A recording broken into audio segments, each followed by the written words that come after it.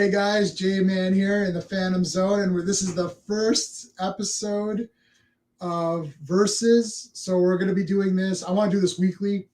We're going to pick two movies that are similar or close, and we're going to compare them. So first one is going to be Batman '89 versus Batman Begins. So those are two movies that sort of kind of rebooted Batman. With all of the Spider-Man hype that's going on, I thought, let's do Batman just because.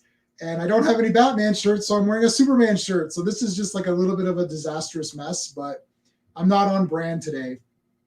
And hey, Greymalkin, hey, if you want to come in on this, if you're good to come in, I'll throw you up. I'll send you a link. I thought I sent you a link, but maybe I didn't send it to you. Normally, I just send it to all three of you guys at the same time. So maybe you didn't get copied. Let me know if you want one. Could not be reached. How's it going, dude? Okay, so the way this is going to work is that, okay, I'm going to send an invite to Gray. Hold on a second. It'll just be a second. So the way this is going to work is that we're going to kind of do the space technique, but it's not going to be exact. Like we're not going to really rate it so much as compare the two. So it's not going to be like we're going to give a rating out of 2 for each category. We're going to sort of like compare the story. So space is story, pacing, artistry, characters, and enjoyment. And I've got my patented boogie board here. We're gonna write down what we think. And I'm not sure if we're gonna say it's like a 12 Angry Men where it's all or nothing. Like we have to pick one. We all have to agree. I'll see how that goes. We'll kind of feel our way through. This is the first episode of this, so we'll feel our way through. Also, it is going to be a closed/open panel. So closed panel would mean that I've got my guys set up to talk about this movie. We're going to talk about it and we're going to give our thoughts. And then later on, probably in the last maybe like half an hour or so, depending on how long it goes, I'll open it up for people if they want to come in. But again, if you're coming in, we're talking about Batman '89 and Batman Begins. We're not going to talk about Hawkeye or whatever, Spider-Man and any of that stuff. This is going to be a total versus, and we're going to be on topic. So I want to stay on topic for this one. Okay. So, and again, if you want us to do any versus movies, let me know. Sean has already given me about 4,000. So you'll be 4,001. Caleb. Oh, thanks, Caleb. Yeah. I just put the camera up on the wall. Now you can see more of my stuff. So I think that's really, really cool. I decided to kind of like get a more zoomed out view. Okay, well, let's bring in Steve and Sean, who are the regulars. And hey, so I know we're all on Spider-Man hype, but I decided to wear my Superman shirt. Right. I don't know why. Just because still not hitting the mark. It's like I don't have any Batman shirts. Remember, I lost all that weight after I lost 100 pounds. I also lost all my T-shirts. Mm-hmm. It takes a long time to accumulate triple XL T-shirts and everything. And I had Spider-Man, Superman, Batman, Hulk, Iron Man. Like I had everybody, and I had to lose them all. So unfortunately, I'm restarting my shirt collection. Yeah. But yeah, I saw it. We'll talk about it. We're going to talk about it tomorrow on Clobberin Time stream.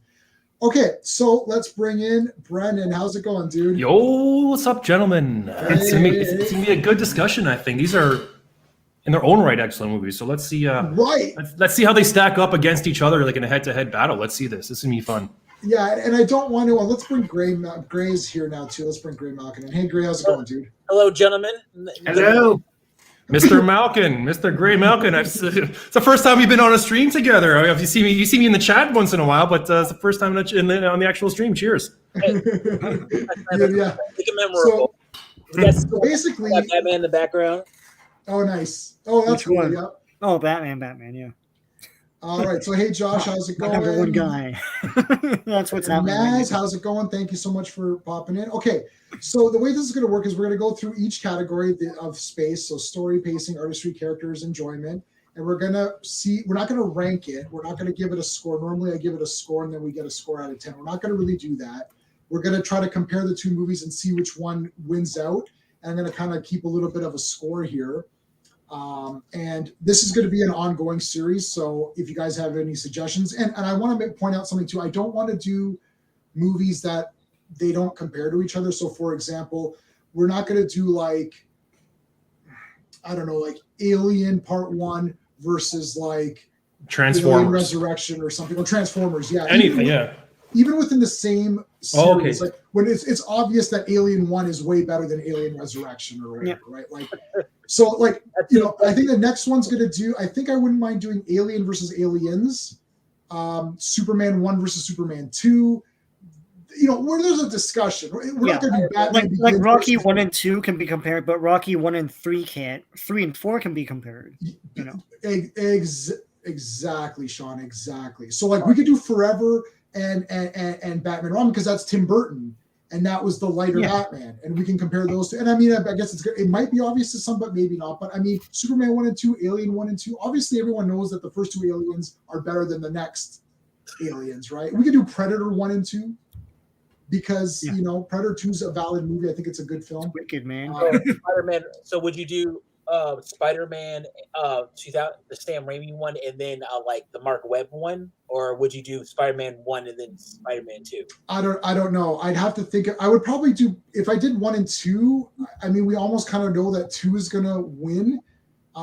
There might be a discussion to be had about that. Spider-Man would be difficult. Like Raimi versus Webb. It's like, what do you think? It's going to be Raimi's obvious to me. It's like, it's maybe too obvious. Yeah. And we could do obvious ones, but as long as you feel that there's a discussion to be had, like, you know, most people are going to say Batman Forever is better than Batman and Robin. However, I do feel that there is a discussion there to say, well, Batman Forever is starting to where the cheese came in. The villains the villains are equally as awful in Batman Forever as they are in Batman and Robin, in my opinion.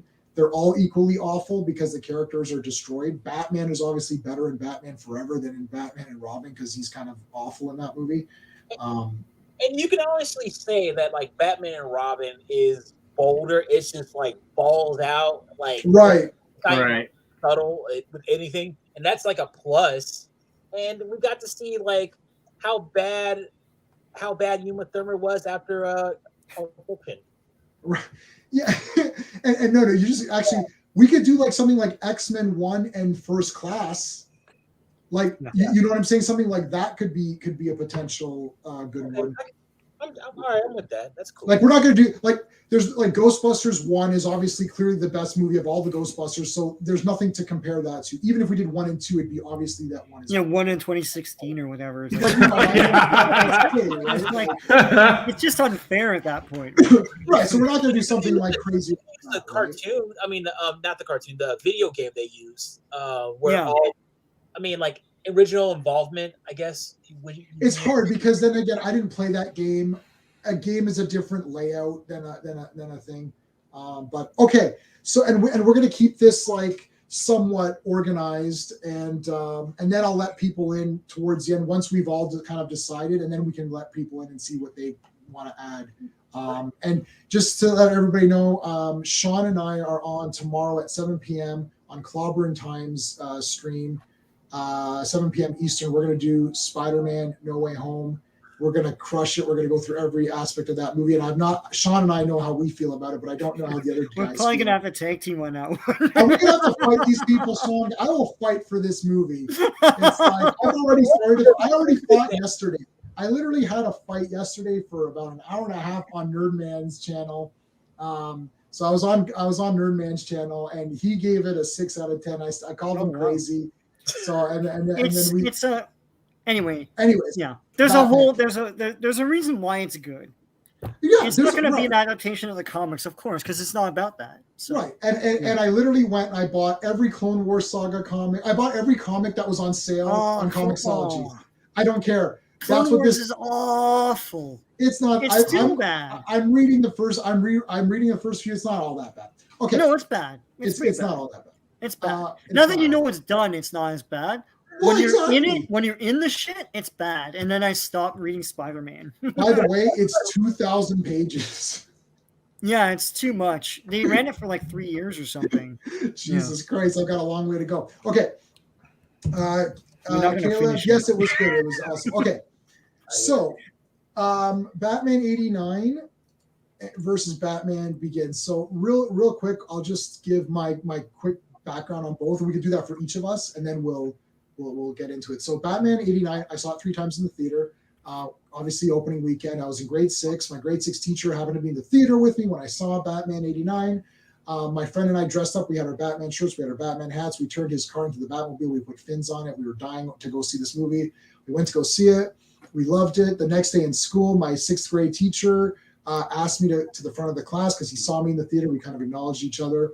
And we gave our review to the class. The class asked us questions and all that. And there's spoilers because nobody cared back then. And so we reviewed it. I had a great time with it. I saw it a second time. Then I went to go see it in the Cinesphere, which is in Canada, in Ontario. There's it's called the Cinesphere. It's like a big, huge globe. It's sort of like Ultra IMAX. Like it's enormous. It's like, and it's like a curved screen. Like it's like kind of curved a bit. Yeah. So like you feel like you're in the movie. I also saw Temple of Doom in that, which was killer. So I saw 89. I love 89. I got it on VHS. I literally was keeping a tab of how many times I'd watched it. I watched it 22 times before I stopped keeping the tab. I've kind of memorized the movie. I could probably do most of it still. Yeah. Then Batman Begins came out. I saw that 3 times in the theater. I liked Batman Begins a lot as well. I was looking forward to that one because the disappointments of the last couple of films, obviously.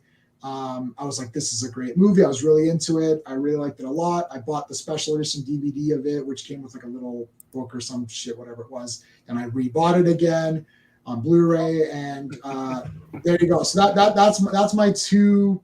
I've not seen Batman Begins 22 times. I've seen Batman Begins about 1, 3, 4, 5, like 6 or 7 times. Okay, Steve, what's your quick 89 and Begins story? So 89, I actually saw in Amherst, New York. I was there on summer vacation. I was with my parents. My mother, we were in a non-smoking room. My mother could not smoke, which killed her. She didn't sleep all night. My dad overate on Perkins breakfast. He got the 3 for 3, which is like 3 eggs, 3 bacon, 3 sausage, 3 pancakes, all that stuff.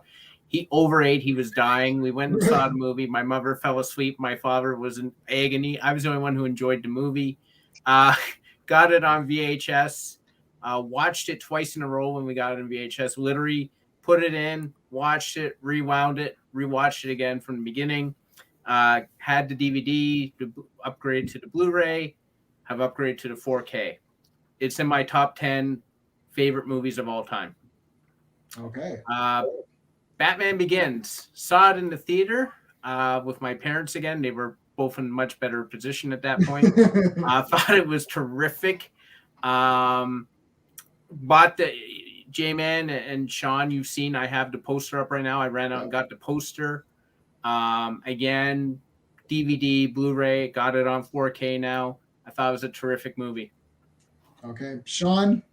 Well, Batman 89 was like huge word of mouth before it came out. So we're all like, oh, all the kids on the playground like, oh, have you seen it yet? And all that stuff. And one Sunday my dad's like, let's go see Batman. I'm like, sure. So I remember we walked out. My dad was like stunned by it because he was glad they didn't go with the Adam West Batman. I think leading up to it, we all know everyone is down on Michael Keaton and everything. But once they saw the movie, I think just the style and swagger of it was really something we'd never seen before.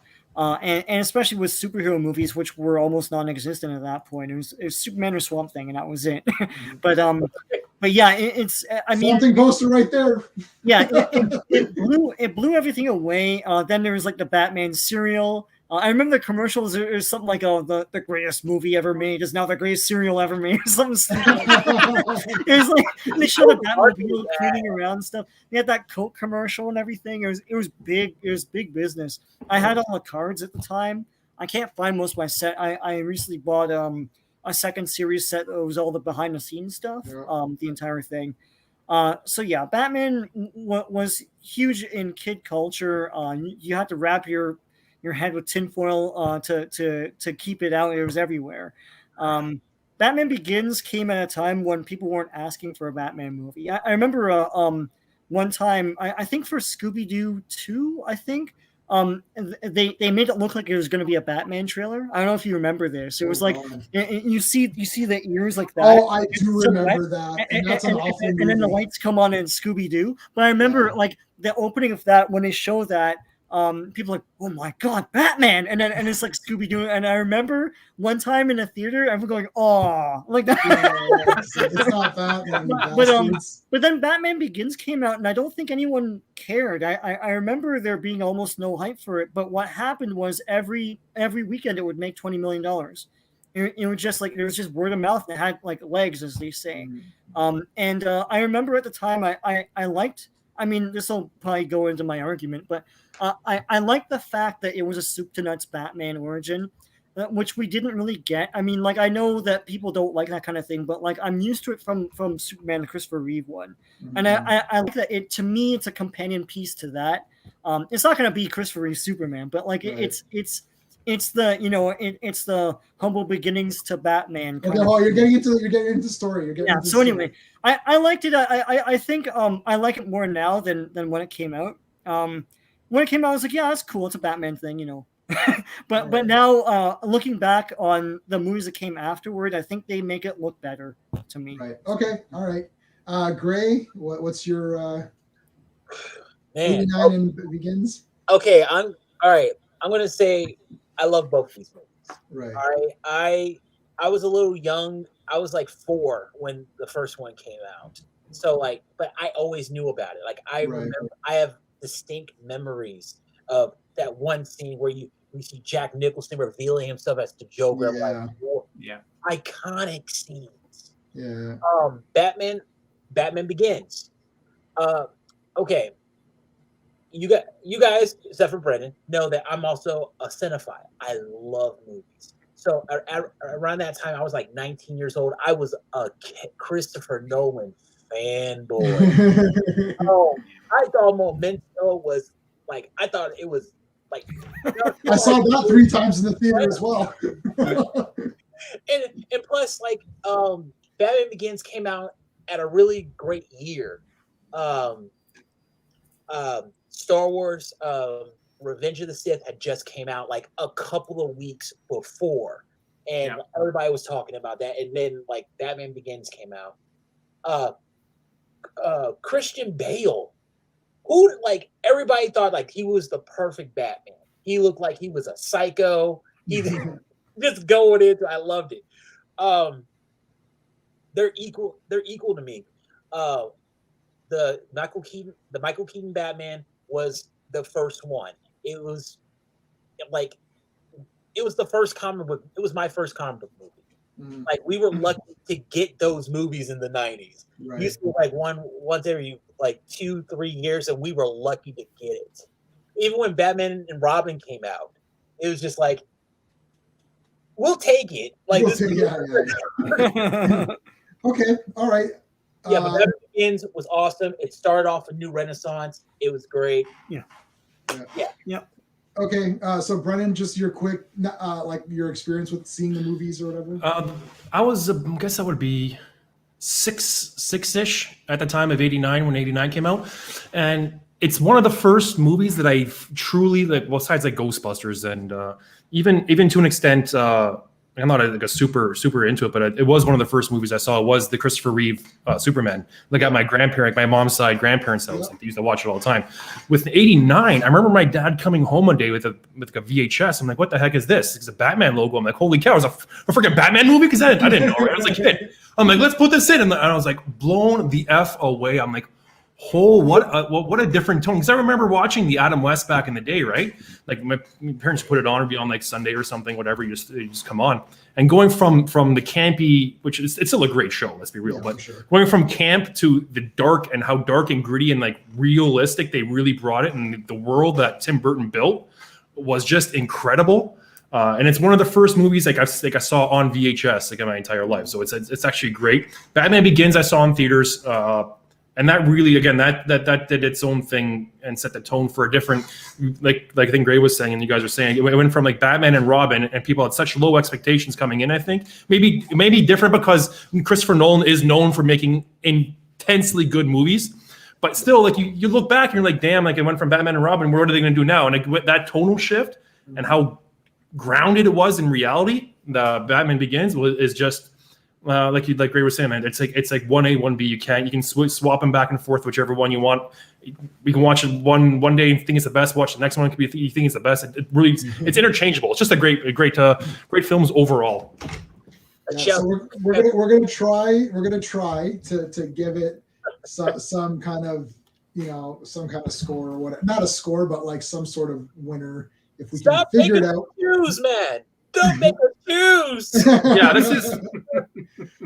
Well, we're gonna try to do this, and let's try to do it like using my method and try to. There is a section for your enjoyment where you can go with your heart a little bit and pick one or the other. But let's try to break it down as like we actually would try to discuss it as though it was like, we're in the jury room and we're like, okay, we're gonna 12 Angry Men. This shit is. Recently, it's still a good movie. Oh yeah. Which one? 12 Angry Men. Well, I've seen that 100 times. It's in my top 10. I know all the dialogue. Okay. It's so good, man. Oh yeah, for sure. Crazy. Okay, so the story. That's the first element of it. The story. So Batman '89 versus Begins. Now I remember when just story only. I remember thinking '89 was great because Batman appeared kind of immediately, and it just got going, and then it just kind of never stopped, and it was a very quick flashback to having his parents killed or whatever, and I thought, well, this is really good. And the Joker was we got Joker's origin more so than Batman's origin. It was really Joker's origin, and Batman's origin was very quick. And it was sort of like, his parents got killed, and he became Batman, and there you go. And then, Vicky Vale's investigating all of that stuff, and Alexander Knox and all those guys. And then we get to Joker, where it's like, well, this is this Jack Napier guy. And I remember thinking as a kid, I'm like, oh, but that's not, does Joker have a name? Like, well, this is weird. And I remember trying to think, like, I was like, and then I started to realize that I don't think Joker ever had an origin. and I, you know what I'm saying? You know what I mean? Because it's like I was a Batman fan. And I'm like thinking, wait, I don't remember Joker's like origin or anything. I thought this is kind of weird. I wasn't sure if I was into that. And then they showed that Joker killed the parents. I thought, oh, I don't like this at all. Like, why is that happening? So that was weird to me. And I didn't know the name Joe Chill. I don't even know if that fellow was named in the Batman origin, because I don't remember that name being said until later on. So that was weird for me with the storyline of the '89 movie. And I was like, Vicky Vale, like I'm not dying over her that much. Joker kind of dying, but he had the laugh. He had the laughing at the end, and I thought, oh, he's not dead or whatever. I remember like we walked out saying, oh, I don't think Joker's dead. He's gonna come back, So the only story elements that were weird for me was the changing of the origin of saying that Joker was responsible for the death, and also the Joker showing how he kind of becomes the Joker and he's just a gangster. Because I thought, oh, he's just a gangster. That's not that cool. But once he becomes, you can call me Joker, and as you can see, I'm a lot happier, right? Like that. Like from that point on, I'm like, oh yeah, Joker, he's the best ever. We'll get to the characters when we get to that section. But for the story, that was my only kind of negatives. Batman Begins story negatives are that it does kind of take a while for things to kind of get going. But there are a lot of good scenes, and they do give a better origin where it's like, okay, it's about Batman. This time he goes and trains and we see it. It's Joe Chill and he wants revenge and all of that stuff is there. I love when he talks to Tom Wilkinson or whatever in his little restaurant.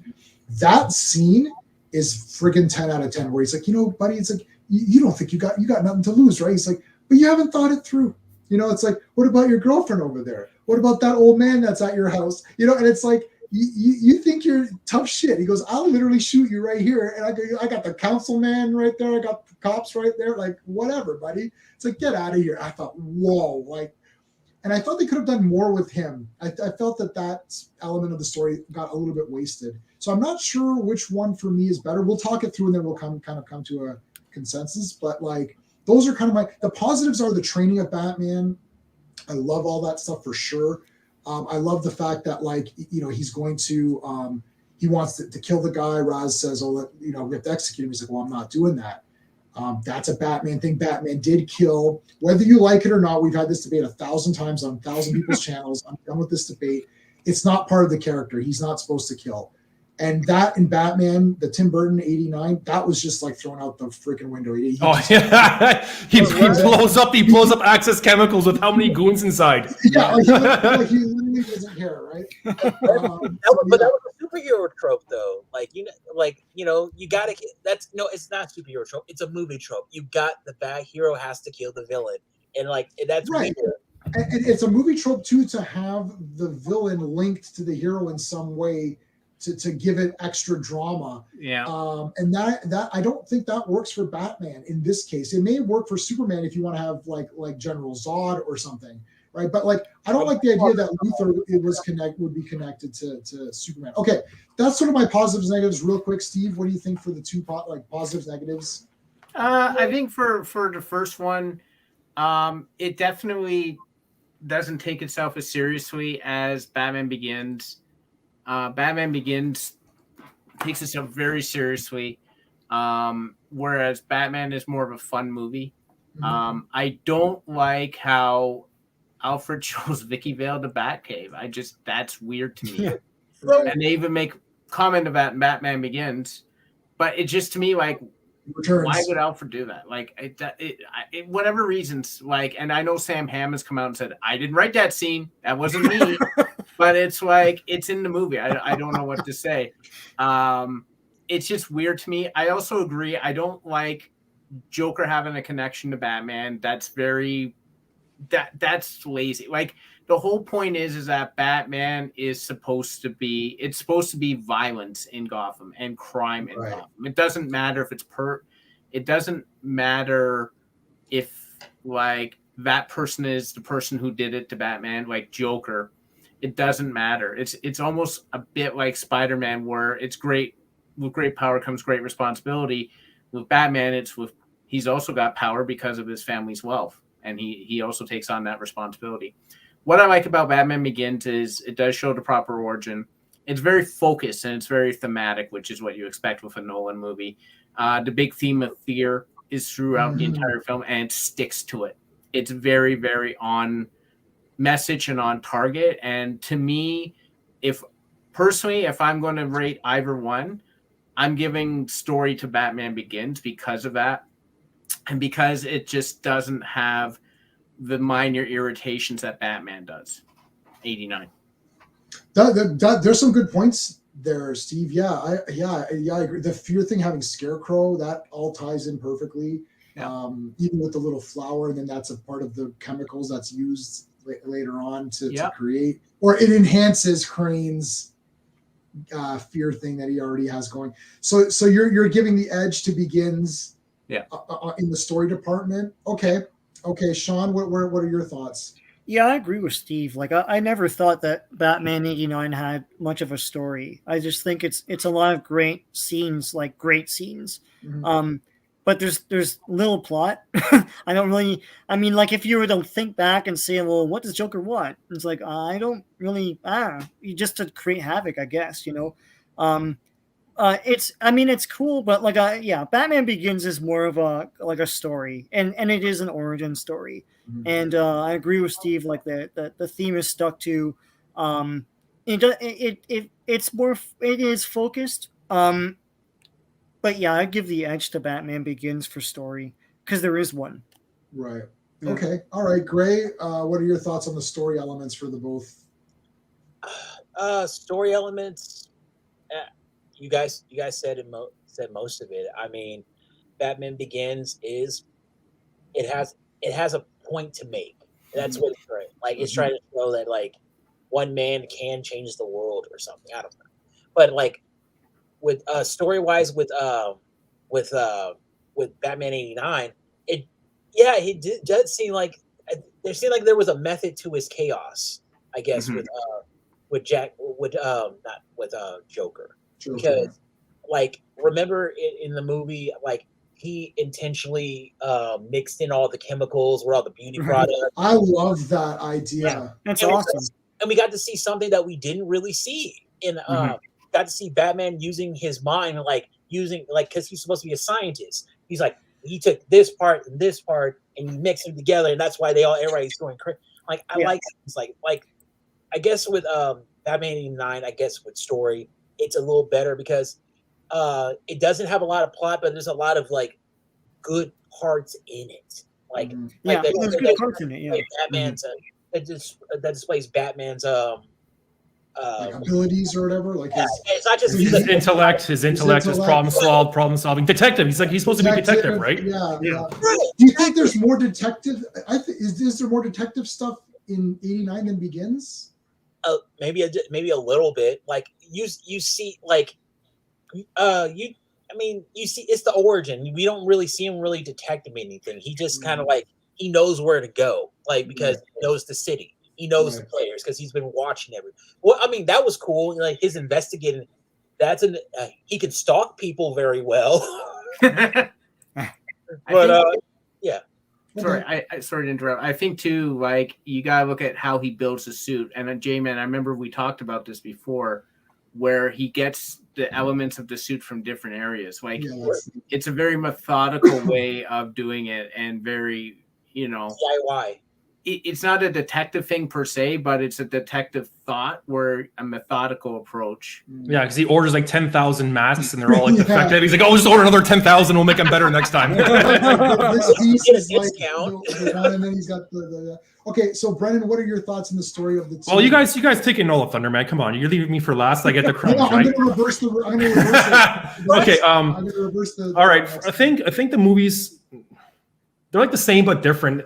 Like sorry, I think Batman 89 had more to prove right off the bat for the time it was released. They couldn't go into a deep origin dive because they'll lose the audience like quickly. People were still thinking Adam West Batman going into the movie, so they had to jump right into Batman and do a quick synopsis of how it happened. I agree, Jay, with you and the rest of you guys. Having Joker being the one that killed his parents, even as a young kid, I was like kind of confused. I'm like, wait a minute, they're like almost the same age in the film. I'm like, so what? So he's like 20. So I looked at it. He looks like maybe 10 or 11 in the movie, and Jack Napier must be at least in his 20s. Right. So I'm like, then you add that and this, it's all like Jack must be in his 40s, and Bruce Wayne's in his like mid to late 20s. Anyways, they had to jump in that film to really get into Batman hard. I like Begins better because it had the luxury of being able to stretch out have a full-fledged origin on how he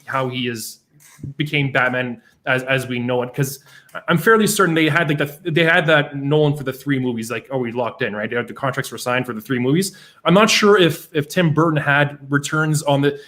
Do you guys know that if Returns was already confirmed before production wrapped? I heard. I'm not sure.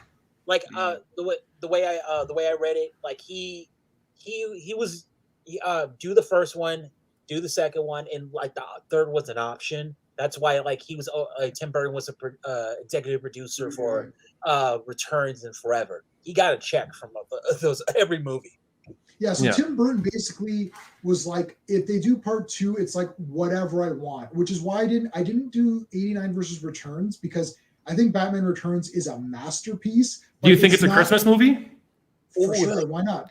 They say there's a Christmas tree, they say Merry Christmas. Yeah. Die Hard is not a Christmas movie. I love Batman Returns, but it's not. That is Tim Burton's Batman. It literally can be called Tim Burton's Batman Returns. The first one, 89, is still trying to be a Batman movie that's more like a regular Batman movie that anyone can kind of watch. Batman Returns, I hated it when I saw it in the theater because I was like, they messed up the Penguin. Then I watched it a million times more than part 1, and I think it's a masterpiece. I love the soundtrack, the look, everything. Oh, yeah, that's great. Yeah, I didn't put that in this one, and we're not going to do Batman Returns because it's one of these ones where it's like, I happen to love the Penguin. I know it's not the real Penguin. I love the real Penguin, but I don't know. It's just, I love the look of it. It's not a Batman movie, really. It's just like its own thing. It's like Thor Ragnarok. It's not a great Thor movie. But I just kind of like the visuals and the adventure. Oh yeah, it's just fun. Yeah, it's fun. It's just fun. It's fun. Like Loki sucks and he's too jokey. Thor's goofy in it. You know what I mean? But I don't care. I'm like, they're going on an adventure. This is kind of cool. It's like Flash Gordon, right? Okay. Batman Returns, I'm not a fan of Batman Returns either. But there was one part just in the beginning where Gordon and one of his guys were talking to Batman, and then like they were and then all of a sudden Batman just realized like, what the heck? Where the hell that son of a bitch leave? Yeah.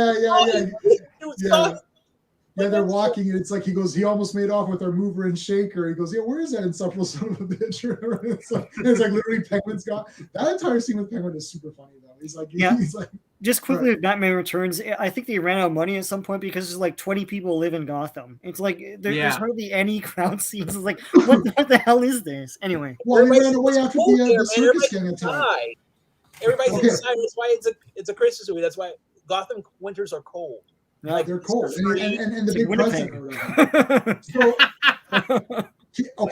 So we can all pretty much agree that Batman Begins has the better storyline. Yeah. Right? Are we all going to say yes to that? Yeah, I'll say yes to that. Yeah. Okay. I mean, yeah. Look, like I love 89, but we're trying to be, a little bit more like analytical and be like, look, there's a structure to Batman Begins. There's a purpose to what the movie. They're like literally like, we're gonna build this Batman. This is the Batman that we're gonna have for a while. We want to build it on a good foundation, like a Christopher Reeve, like you said in the earlier, Sean. Yeah, like to Gray's point or earlier, that's he said it better than I did, but like basically, yeah, the whole thing with the mixing the chemicals and like him doing the parade and everything, that's all awesome. It doesn't gel as a whole, Yeah, I think because Joker's so erratic in that movie, which is kind of what Joker is. He's got so many different schemes going on it's. But what does that say about the people? Yeah, what does that say about the people of Gotham City, though? It's like he just poisoned them. They know this. They go out to this parade to get money from him. No, but he took off his. I've taken off my makeup. Let's see if you can take off yours. Oh, and I know that's not enough. He just killed people. But Gotham, they're greedy and they're poor. They're greedy, yeah. That was the whole point. Yeah. There is a little bit, it seems like a Paul Verhoeven like social commentary in 89 too, because like when you're seeing the newscast and he has like all his pimples and stuff and they're all just they look like shit and they're just exhausted because they don't have no makeup. Yeah, that's super funny. Look, Joker paying money in order to lure you out to kill you with gas in those cute balloons is super genius. Yeah, in the Topps cards they reveal that the money was really Joker money. Yeah. I watched it. I watched it today, and I looked. You bring up a good point, Sean. I looked for that today. I'm like, because he said in one of the scenes, like, I want my face on the $100 bill. Yes. Yeah. So I'm like, that would be a genius thing for him to put his print his own money, use it as like a decoy, and then just kill everyone anyways. Yeah, I'll try and find that, but like I'm sure there's an image in the Topps cards that shows the Joker money. Oh, that's great. That'd be amazing. Joker logo, it's like, where can I get these? That's what I was thinking the same thing. Joker shows up and he always right away has merch. He has his own line. All his boys have branded jackets. He paints his cars. It's great. It's so good. It's so good. Hey. Who didn't want one of those Joker jackets? Everyone.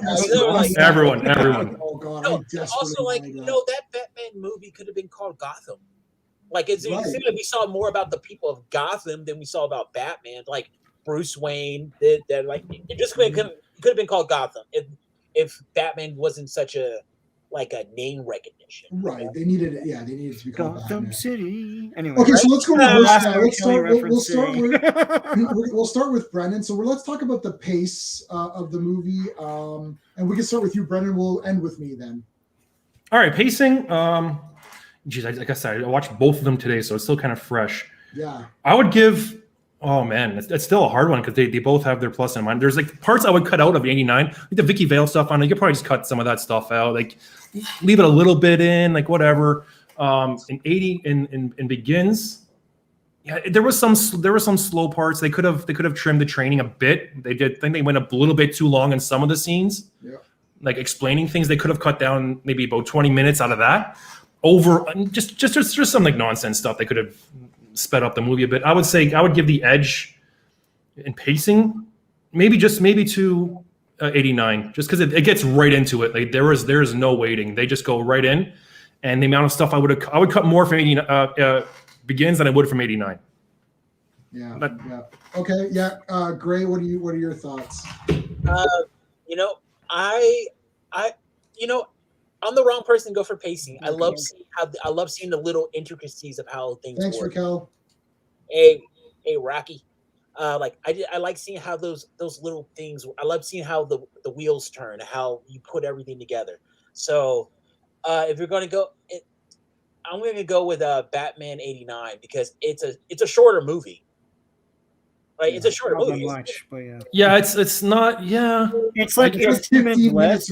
I think it's very close though. They think they're like you guys keep talking. I'll check it out right now. Yeah, please. I'm gonna say Batman '89 is 2 hours, and Batman Begins is like 2 and 14. Okay, Batman '89 is 2 hours 6 minutes. Yeah. Okay. Batman Begins like runtime 2 hours 2:20. So like we're talking 15 minutes. Really? Yeah, we're talking 15 minutes. Oh wow! I didn't even think about that. Like, no, it's like Batman '89. Like, the time just kind of flies. Like So that's better then, right? So you're saying you're giving it the pacing. Yeah. But I like Batman Begins on a personal level because I love the intricacies. I love like the little things. I like a movie that I can talk about after it's over. So, but pacing wise, Batman '89, colorful. I mean, it's fun. It's a fun movie. It's a roller coaster. You're having fun.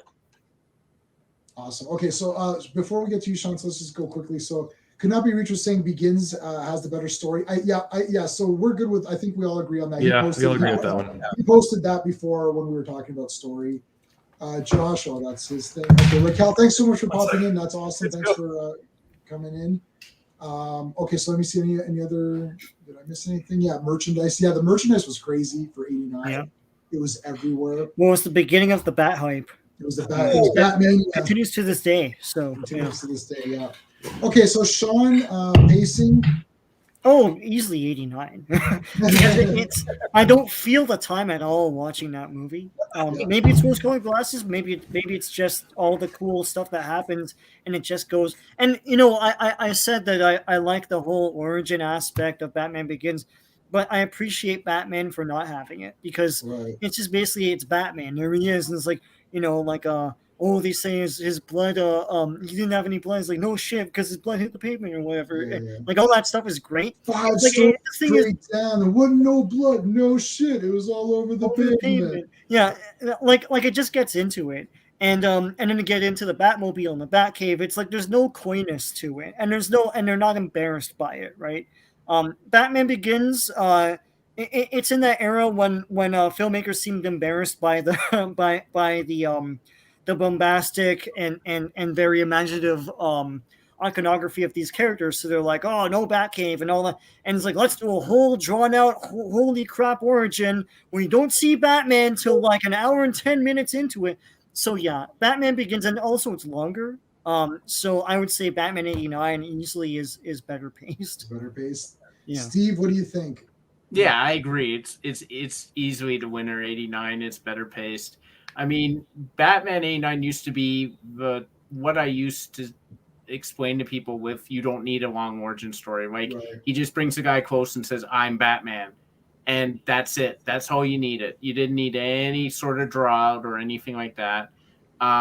It seems Joker is doing something all the time, and he's in the movie a lot, and he's always doing something, even if it's something like, hitting the television with a boxing glove and then going, this town needs an enema. Woo! like there's always something, even if it's not pushing the story forward, it's entertaining you. Batman Begins, because it is trying to achieve a certain objective, is a lot more ponderous, and it's a slow burn, right? Like he's got to train and he's got to do this, but it's still interesting. And Batman Begins, we'll talk about this later, has the luxury of having an awesome cast. Yeah. So there's always someone to talk about and to interact with, which is cool. But '89 just gets into it. At the end of the day, if all of us are paying ticket prices, we're paying for Batman. I get Batman right away in '89. I don't in Batman Begins. Okay. Yeah, I mean, look, for me, '89 is like super perfectly paced. It's like I there's very few scenes that I would even cut. Maybe trim, maybe not. I've seen it so many times that like it goes so fast. Batman appears like, whoa, And then as soon as that slows down, it goes to Joker. And the thing with Batman, because you have two guys, you're going Joker, Batman, right?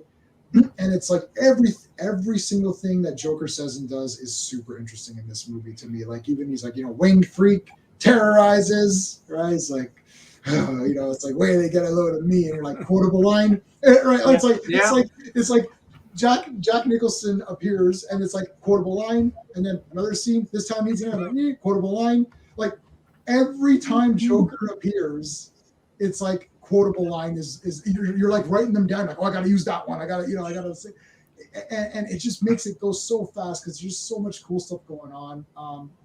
Batman Begins.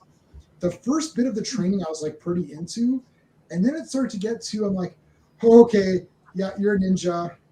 Like basically when he fights on the ice and he goes, your parents' death wasn't your fault, it was your father's fault. And it's like he goes, oh, he didn't, he had a gun, would that have stopped you? That whole little thing. That was awesome. And then after that, it should have just been like he just gets stuff quicker. Like it's like he meets Fox, and it's like, well, what do you have? And then he keeps coming back. Oh, do you have this? Do you have that? Like, why wouldn't you go down there and say, here's the 15 items I need? You know what I mean? Like, it's like he's thinking of things later. It's like, yeah, but you need a suit and tools and a vehicle. Like, just ask him right away what he has. Like, don't keep going back. Or I don't know. I just feel like that could have been cut. That could have been faster. I don't know. Mm-hmm. And then I feel that like it just at some point in time, it's towards the end. It's like the last half an hour. It feels like there's like 10 minutes there where you're like, what's happening in this movie right now? Like it's like I somehow get lost for a minute. I'm like, okay, so they've got that machine. It's basically when that air sucking machine, when that becomes a factor, it's just sort of very glossed over quickly. Oh yeah, we have this microwave machine thing. It's like, okay, what the hell is that? Where'd that come from? That's out of nowhere. And it's almost like they thought, well, how is Crane going to disperse his fear gas? Like, quick, make up some lame thing, just to have it happen. And it's explained quick. Like they could have cut other scenes and explained that better. So yeah, pacing for sure is Batman 89. It's shorter. And what's the terminology? Like the MacGuffin, I think, is like when you have like a plot device or it just exists just for that purpose. Yeah. Just to right. I think that's the terminology. Mission Impossible 3, the White Rabbit. The Rabbit's Foot. Yeah. It's called the White Rabbit. I absolutely hate Mission Impossible. The Rabbit's Foot, yeah. Oh my God. Foot. I always saw it once in the theater, yet I still remember it's called the Rabbit's Foot because I remember thinking, you better tell me what this does or I'm going to break something. And then they never told us. We saw that together, right? You took a hype afterwards. The three of us talk in the parking lot for half an hour after every movie where we just yell about how crap something is, except for Spider-Man where we were discussing how great we were like, oh my God, what the hell was that? Sean thought they would shit the bed, but they... I went on Truth Stream the other day talking about it, and I was like, they're like, did Sean like it? I was like, yep. Sean convinced me. After talking to Sean, I moved up a point on my. They're like, what? Oh my God! They hadn't seen it at that point. If I like it, it must be good. I'm like, Sean liked it. I'm like, oh my gosh, Sean liked it. So Sean, you're like the bar. It's like even Sean liked it. Oh my God, it's crazy. I gotta listen to that. Yeah, go back. You can see me go on there. It was whatever the last one he did. Okay. So one thing about us, like Jack Nicholson. Can we just say, right? I'm not even sure Jack Nicholson knew that he was being filmed. I think we just saw like Jack Nicholson in his late 80s binge. he's just crazy. Yeah. No, we're gonna talk about characters in a moment. Well, I want to do the art. So the art would be music, just the look of the movie, costuming, and that kind of stuff. Movies are visual. It's important. If you're gonna shake the crap out of the camera or zoom in every fight scene like that trash Born Identity movie where I can't tell what's going on, it may as well just. It looks like someone filmed it in like a space shuttle or something that's like flopping around, right? So that's there. So let's go with let's do Sean first. We'll do like a zigzag. So Sean, Brennan, Steve, Gray, me. So Sean, what do you think for artistry? 89 easily, because it came up with the idea of making Gotham like visually unique. And going with the old like German expressionist film 1930s look, right? You know, like Cabinet of Dr. Caligari and stuff like that, right? But yeah, I mean, it came up with that, and also like I remember my dad pointing out when we came out of the theater, like it looked like old old vampire movies, like, you know, like Dracula movies and stuff with Batman waving up his cape and stuff like that. There's a lot of visual greatness in that. They try to make it look unique and try to hew close to the comics. They made Jack Nicholson's chin longer to try and give that Joker look. The Joker makeup, it was revolutionary at the time. I mean, the fact that he can like move this part of his face when he was emoting was brilliant. I don't know what Oscars this thing got, but just the Batwing looks great, and even the Batwing, there's visual flares in this. When the Batwing goes up to the moon, and it looks like the bat symbol. As a kid, I always paused when the boxing glove hits the TV, because it looks like Billy D. Williams is actually reacting to it. I feel like he was directed to look this way, and go, oh, like that, because I swear to God, when you pause, he goes, oh, and then it hits the TV. I'm like, how did that happen? That's awesome. There's a lot of great stuff in it, a lot of great lighting and stuff. There's a lot of great visual care put into this movie, and also just the mechanics of the suit. It's the first to think of these things, and you might make fun of the idea of the head being the same piece as the rest of it, so he couldn't move his head. But they did that for a very important reason, to try and make that piece look as smooth and sculpted as it did in the film. It does lend to his sort of body language, which is cool and unique at the time. I do prefer him being able to move his head, but when he has to move his whole body to look at it, that was one of the that was one of the stingers they always used in their trailer, like with him turning around and looking at the camera. Everything about it, they were taking a lot of care with the visuals, a lot of care with the sound design. So it easily wins out over Batman Begins. Batman Begins is visually spectacular in terms of just the sheer scope and size of it. Like, they built whole city blocks for this thing, right? But it looks like city blocks. It doesn't look. I mean, like, you could have built that, or you could have just like filmed somewhere. I don't know why you wasted all this money. It looks like a city.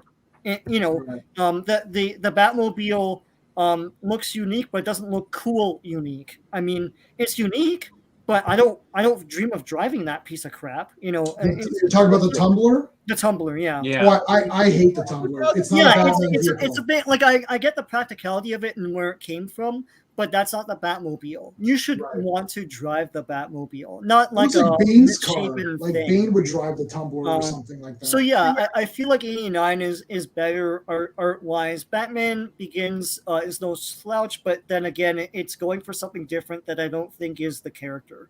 So okay. All right, Brennan. So artistic, so music, costumes, vehicles, the choreographies, all that kind of stuff. Yeah, Sean nailed a lot of it.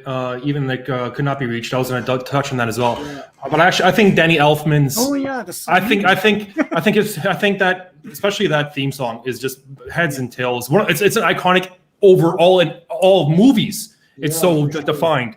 I do disagree with that.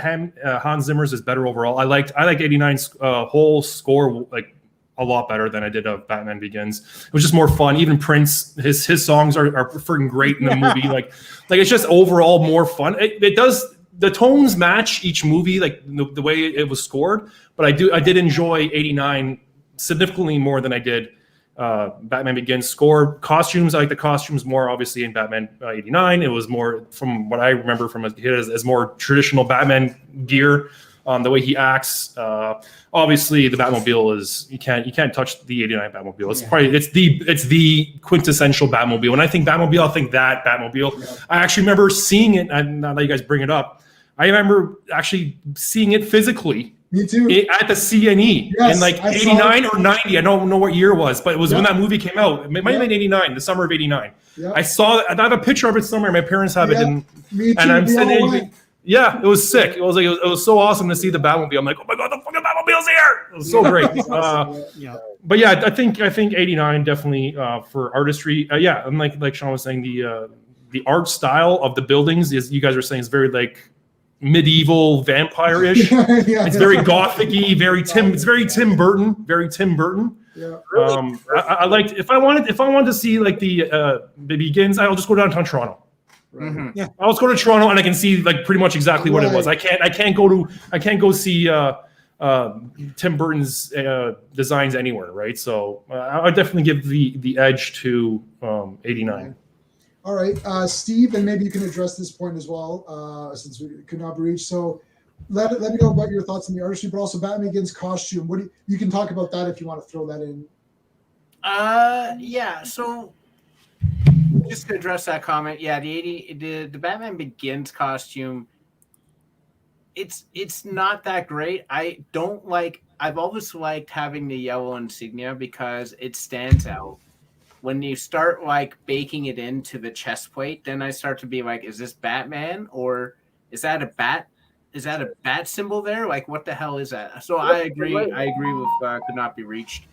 Batman 89 is very close to a perfect movie as far as artistry goes. I have a couple of qualms with it. I'm not a huge fan of the insignia. Yeah, it's got those extra points. The extra points. I don't know why. I'm not a huge fan of that, but it's okay. Yeah. I do, hot take. I actually think Batman and Robin has the best look of Gotham. But this is pretty good. It starts off with the matte painting. You understand immediately this is not your normal American, city. Christopher Nolan, he loves his realistic locations. I went to Chicago about 10 years ago, and they were doing the tour around the city, like the river cruise, and they're pointing out, oh yeah, that was in Dark Knight. That was in Dark Knight. Well, I don't want to go to a city and you can point out the location to me. Gotham City should be something out of the imagination, not something I can go and buy a ticket to see, which I think what Brennan, you were talking about, and Sean. The Batmobile is terrific. You guys got me a copy of that, the Hot Wheels one. I think of either that or the Adam West Batmobile as the Batmobile. Those are the only two. Yeah, for sure. The Tumbler is terrible, even though there's a really nice heartwarming story behind it, which is the guys in Dark Knight Rises actually drove the Tumbler to a hospital for kids who had terminal illnesses, and they freaked out about it. And that was very nice. Unfortunately, it's a nice story, but it's a terrible design. I can't stand the Tumbler.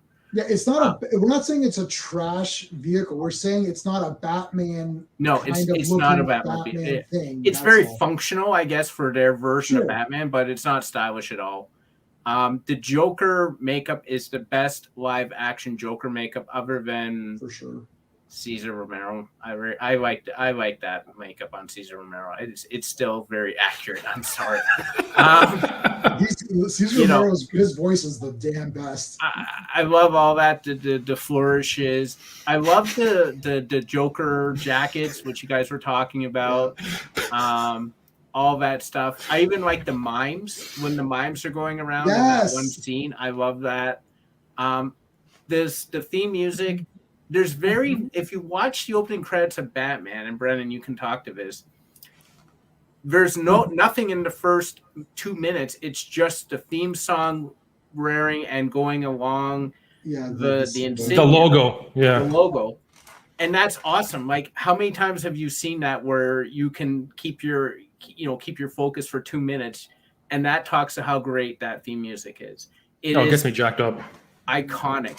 And if as soon as you start playing it, people will roar. It's like that. The Hans Zimmer one is okay, but it doesn't give me the same emotional lift that the Danny Elfman does. Overall, 89 Batman has got to be it. Batman Begins is a well-crafted film. It is not a particularly imaginative film. Scarecrow doesn't have his costume. Ra's al Ghul does not have the Lazarus Pits. It's a bit of a disappointment artistically in that sense. The fantasy elements are gone. It's still a well-crafted film.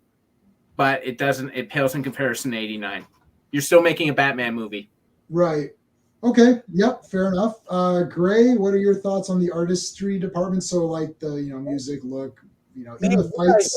You guys changed my entire outlook. I was about to say Batman Begins was kind of like the meta Batman 89. Like it took all the fan and it gave you that gritty, gave you that real. Like I'm a fan of that. But the way you guys went and when you guys came about it and just said like, yeah, I'm giving it to Batman 89. Just everything about it. Oh, okay. I don't know if you guys. It's early in the movie where you see the two guys on the roof, and you see Batman's shadow, and then you see it move. I'm like, wait, is that animated? It is animated. Yeah. I was like, wait a second. Either they got some really great cameras, or that's animated. Yeah, and nobody like. I thought I was the only person who saw that. So yeah. I'm giving it to Batman 89. It's so imaginative. I mean, I'm not a big fan of Tim Burton, but he was on his game, and we only saw that in Batman Returns. So I'm giving it to 89. Yeah, I'm going to give it to 89 also. I think it's like visually the best Batman that we've got. Judging by this new movie that's coming out, it'll still be the best Batman that we've got visually. Oh, you mean 7? Oh yeah, right. Like Joker. When I look at Batman 89, I'm like, oh look, that's the Joker. Oh look, that's Batman. I'm not figuring out that. Oh, you see that fat guy there? Or that's Penguin. It's like that just is a normal guy. No. It's Penguin. Trust me. It's like, but it doesn't look like Penguin. Anyway. No, that's Colin Farrell. Yeah, it's Colin Farrell who ate. Stop eating sandwiches. The music, the look of Gotham, that smoggy. The vehicles. Obviously, I think the fights are better. There's fights in Batman Begins where it's not Bourne Identity, but it's getting pretty close. And I just watched it last weekend again, and I was paying attention because I was like, let me really pay attention to this as a movie because I haven't watched it since I got my really big TV. So I'm like, let me pay attention. I'm like, you know what? It's a little tough to figure out what he's doing. I know Batman's fast and he's in the shadows and he grabs people.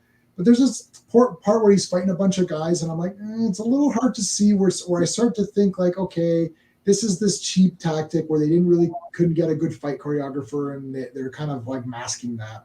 Also, the costume, the Batman Begins costume is not too bad for me, but there's one major thing that really irks me, and that is he's got those little triangle pieces here holding the cape, and his costume is like noir, and his cape is deep black, and it just looks like it's not the same tone, it's not the same shade of black, and I'm like, why is that? Like, why is it not the same shade of black? Like, just have it all be black. Like, it just looks so weird to me, and it makes me look at the seams, and then like his neck is like got that V piece, and I thought this looks kind of weird. I don't know. The Batman 89 costume has the wrong symbol, which is a little bit irritating, but at least I could see the symbol. As Steve said, having it embedded in the armor, it's like, why even have it then? Yeah. Like, they just don't even have a symbol. And then the other thing too is that Batman Begins, the symbol is black. It's the same tone as the chest, and it's like sort of not embedded, but it's sort of just popping out a little bit, right? It's like, but then his belt is gold. Like a medallion or something. It's hanging around in the middle of his chest like a medallion. Yeah, right. It's like someone pasted a layer on. Right. But then he's got this gold belt. So I'm like, well, now you just have a gold belt. Like, so that's weird. Even Batman 89, I thought if he's going to be all black, then make him all black. Like, why have a bright yellow belt? That's weird. Like, that seemed weird to me too. It's like, just make him all black then. I don't know. I need my two-tone. I need gray and black Batman. Or if you want to do navy blue, I'm good with blue. But anyways, yeah. So for me, 89 clearly wins. The music is kick-ass. Just even Joker going through, turn on the music and going through, just even that is cool. Like busting up all the paintings. Like, I kind of like this one, Bob. Leave it. He's gonna. Yeah. 3 songs in the movie. They had 3 musical numbers about Prince. Yes. But honestly, intro of Batman going through the logo, because at first you're like, what's happening here? Like when I remember seeing that in the theater, I'm like thinking, what are we looking at here? And then it starts, so I'm like, oh man, we're in the symbol. I'm like, that's cool. And if you note, the symbol in the opening is the real Batman symbol, but the one that he wears on his chest is not the. Yeah, I was just gonna say that. Yeah, and all the promotional material, everything else linked to the movie is the OG real logo. But then, like you're saying, he has like the dick one where he has like the things coming out. It's a little extra tip to it. Like, why is there an extra like? Just the You didn't get that memo. Yeah. And then Batman Returns eliminates that, and it's the real logo. So I'm thinking, what happened here? Like, but then they F up his muscles. So anyway. Yeah, well, they gave him that because they did that Art Deco kind of like. If you had real muscles like that, you'd have to see a doctor because but it's armor. She's searching for. She's like, "Where are you? Oh, there you are." Yeah. Oh God, that's so bad. Yeah. Okay. All right. Let's do characters, and I guess I'll start with characters then. I guess. Obviously, Batman's awesome in both movies. I like both Batman. Maybe we still have some time. Let's do one round of like the good guys, or the heroes, and then we'll do one round of the villains. Okay. So good guys would be Commissioner Gordon, Batman, obviously, like Vicky Vale, Katie Holmes, right? Fox. Doesn't even have a name. Right, if they had, so I think Commissioner Gordon in Batman Begins is better. Gary Oldman is better for sure. So I'll give the edge there. I'm going to do little ticks. Vicky Vale is better than Katie Holmes because I can't stand her. Oh hell yeah! She's swimming with sharks in that movie. Everyone else is like a mega actor. Yeah, she should have quit after that. Yeah. I'm gonna like Fox is not in the other movie, so I'm just gonna give him like he's a great character. I think he's awesome in this movie. Rucker Hauer's more of the villain. For Batman, like Michael Keaton to me is still better. I'm gonna give the edge to Michael Keaton because Christian Bale, I do like some of the stuff that he was doing. His voice is not that irritating Dark Knight voice. It's like an okay voice, but I almost wish it would be more lower. Like it's like I'll help you or whatever. I guess you need to be here because at some point I'm thinking like, what are you saying? It's like Dark Knight's a disaster. They did this in radio all the time, where the one guy did two voices. Right, it was started with Bud Collyer in Superman and worked their way. So I don't know why Christian Bale can't make that work. Right. It's like, that's stupid. Like, no. It's like, whoa, try again. Can you hear a conversation like that? Then no. Do another. Like everybody before you for the past 17 years do this. And you're supposed to be this mega actor? Anyway. Okay. All right. So Steve, we'll do Steve, Sean, Gray, Brennan for the heroes, and then we'll go Brennan backwards for the villains. And I'll do little ticks for this because this will be a bit tougher. We'll see who's got more. So right now, I've got 2 for 89 and 2 for Begins. Okay. Steve, Katie Holmes versus Vicky Vale. Oh, for God's sake, it's got to be Vicky Vale. Katie Holmes, like Rachel Dawes, is horrid in that movie. She has no purpose. She should have been cut from the entire film. Commissioner Gordon, do you like Gary Oldman or do you like Pat Hingle or whatever his name was? I didn't do Alfred. I gotta give it to Oldman. Oldman has a more. Hingle is more of the gruff, traditional. He was a character actor. He was there to be the gruff commissioner, where Gary Oldman plays him more like a character. Which Alfred do you like better? I didn't do Alfred. It's Michael Goff or Go, or how do you pronounce that? Goff. Yeah, Goff. So it's Goff versus Michael Caine. 2 Michaels. Caine versus Goff.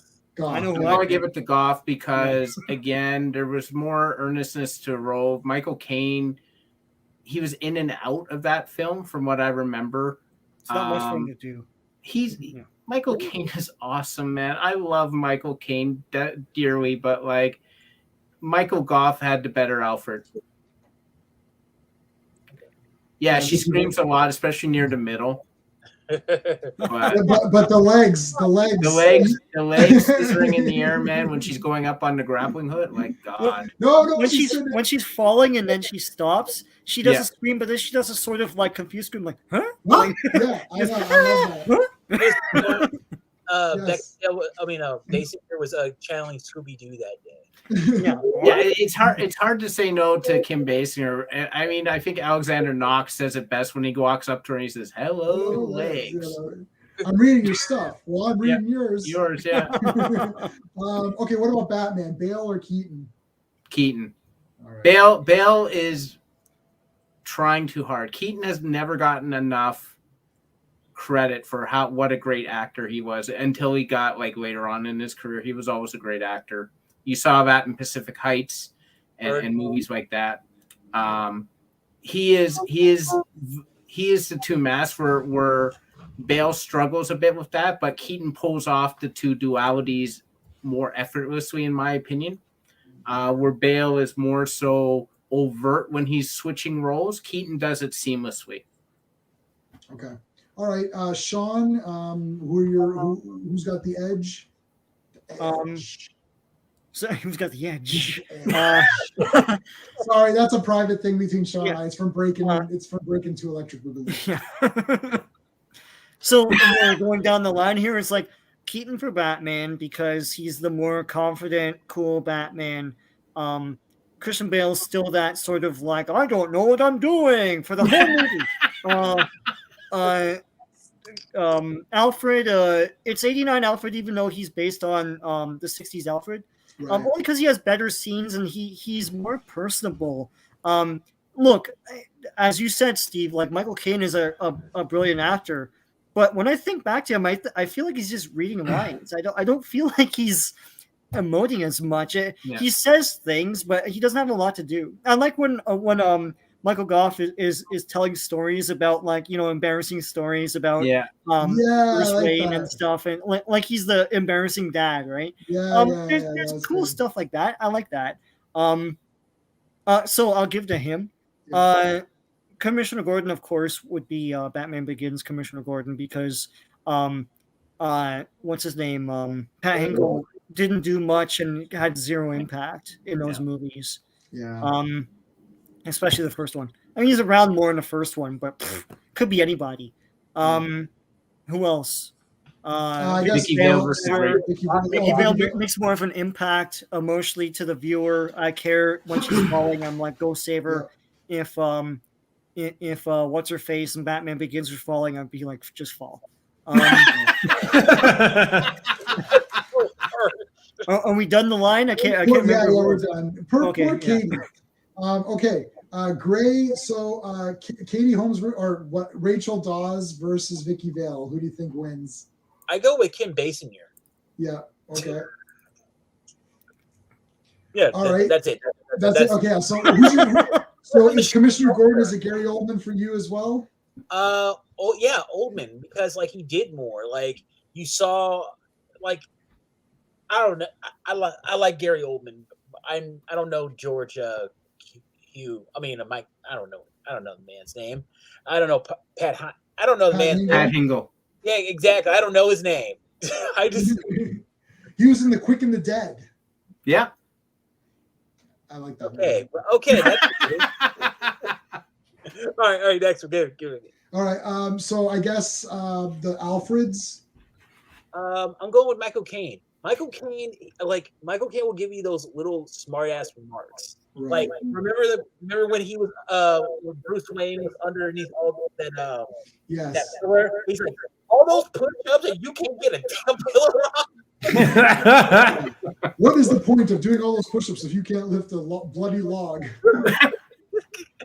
In the entire time, how he was telling, am I talking? You got all echoey all of a sudden. I don't know what happened. You were totally fine for the last hour and whatever.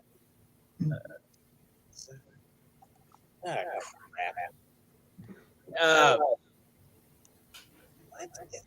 right, hang on. Let me try. I think you have two mics enabled or something. Okay. All right. Gray, did you break the internet just now? I always do. Oh, he's we lost him. I'll bring him back in. Okay, so Brennan, go ahead. What are you? So Rachel Dawes versus Vicky Vale. Rachel Dawes, 100%. Oh, Rachel Dawes. Yeah, fuck that. No, God, no. I'm serious. I don't know. No, Kim Basinger, 1,000%. Yeah. Oh yeah. I'm getting an echo here in mine now. Now you're echoing. Hold on. Let him figure that out. Okay. Yeah, figure it out. Oh yeah. Okay. Yeah, obviously Kim Basinger. She's freaking the best. Batman. That's actually. I would say Michael Keaton is the better Batman. I think. Yeah. I think because he's more established. He's already established as Batman when the movie starts. It doesn't have that like I'm a toddler growing up. I'm whining and stuff. Christian Bale in the beginning of Batman Begins. Keaton for sure. What's it called? Alfred. That's a tough one. Gray brought up a good point. Gray brought up a good point. Like his comedy is pretty good. So still echoey. Gray, you're still echoing. Damn it. Alfred for sure. The Alfred, I'm gonna go. I was with 89, but I think Gray convinced me. I'm gonna go Michael Caine. Yeah, and for sure Gary Oldman as Gordon for sure. I love Gary Oldman overall as an actor. I think he's one of the best character actors to ever exist, to ever grace the fucking screen of anything. He's amazing in everything he does. Fifth Element, the best in Fifth Element. No, he's the best in that. Yeah, he's so good. I would go with. Gordon for sure. This is tough. This is tough because everybody's. It's close. They have their gives and takes, and they're both, and it's hard because they're so amazing. It's hard to pick, but I would definitely go Gary Oldman. We're okay. So right now, they're pretty equal in terms of the characters. Like it's almost like we could have like taken a few from each movie and put them together. I mean, obviously, we are going the good guys. I was going to go with the villains, but for sure. The villains are going to. We'll do that after. Yeah, the villains are going to tip it. I think you're right. They're tip it. Yeah. Okay, let's try and get Gray back in. Gray, please tell me it's working. I think so. Yes. You sound great. Okay. Yeah, everything's good. All right. Okay, so Gray, while we have you with a good mic, let's do your take on the villains. So this doesn't necessarily have to be like just Joker. It could be like it's like okay, Joker's a villain in it. What's his name? Jack Palance is Bob. Tracy Walter, baby, from Conan the Destroyer. Tracy Walter. Yeah, he's great. Jack Palance. He's the villain. You can count him in there. And then we've got Scarecrow, obviously like Crane. We've got what's his face? Falcone, Falcone's pretty good. Who's great. Ra's al Ghul, we'll say Liam Neeson Raz, not Ken Watanabe. Not Ken Watanabe. So for the villains, Gray, what do you think? Which movie's got the better villains? I mean, okay. I'm giving it to Joker because all his henchmen have personality. Because if you going up, because not only did you have Bob, you had the crazy karate fighting Joker. Yeah. You had the heavy hitter Joker. You had the boombox guy. Right? Like, and they were art critics. They wrote like, I actually got the feeling that they were friends. Like Joker was friends with his guys. I mean, they went art housing together. That's right. Oh, whereas when you dance to a Prince song together, you're bonded. Right, you're bonded for life. I mean, like, and you kind of felt that when Joker had to kill him. That really upset me. Didn't that upset you? It's like Bob was there from. We killed Bruce's parents together. Come on. Yeah. But I will give Falcone this. He like what you said earlier, J-Man. He said that you think you have nothing to lose. Yeah. It's like, not really. You haven't really thought it through. Yeah. But then Scarecrow. Jonathan Crane was way scarier than Scarecrow because he was in the system. He was like, I can do whatever I want to you, and no one's gonna tell me I can't do it because as long as I'm following the rules, because I run this, I'm the manager. That's right. I didn't think about that. He runs the thing. It's like, well, I think he needs to be committed to my asylum. Right. And he makes the people crazy. He does it himself. That's why I'm saying, like, I mean, like Joker and Scarecrow. I think Scarecrow was the real villain in Batman Begins. Like, I think because like Ra's al Ghul, yeah, he sent him, but he wasn't really doing anything like overt. Everything he was doing was behind the scenes. Right. It's just Batman knew what Ra's al Ghul was doing. Right. But I'm giving it to Joker. I mean, when you kidnap a woman and put her on and take her on top of a church and say, I tell your boys, make sure he doesn't make it or you die. They followed. They knew the assignment. Yeah. Yeah, So Joker's awesome. Batman 89 had the better villains. All right. Okay, so Brennan, let's go back to you then with the villains. Yeah, Gray brings up very good points. Yeah, Crane and even Raz, they're both great, but Jack Nicholson and that Joker elevated well above. Like, and Crane and Falcone, all those guys, they're top notch. This isn't bottom shelf garbage. But Jack Nicholson and, like you guys were saying, just that henchmen have their own personalities. You don't see many movies where the henchmen have a personality. And like Jay was saying, when Bob gets shot, and I was watching it today, I'm like, and I know it's coming, and he knows it. I'm like, no, why are you shooting Bob? Bob's like you're saying, he was there since day one. He was with you. Yeah. Jack Nicholson's performance, just the way he is, like you said, all the henchmen are awesome. And that just brings it's so incredibly good. It just brings it up to that next level above Crane, above Falcone, above all those guys, and Begins. It's so well above everything else that you can't screw with it, man. 89 is just, that's it. And that's not, and again, that's not knocking Begins. It's 89 is just so good. You can't, and if you guys disagree, I'd love to hear it, because it's amazing. I don't foresee that happening, but let's see what Sean says.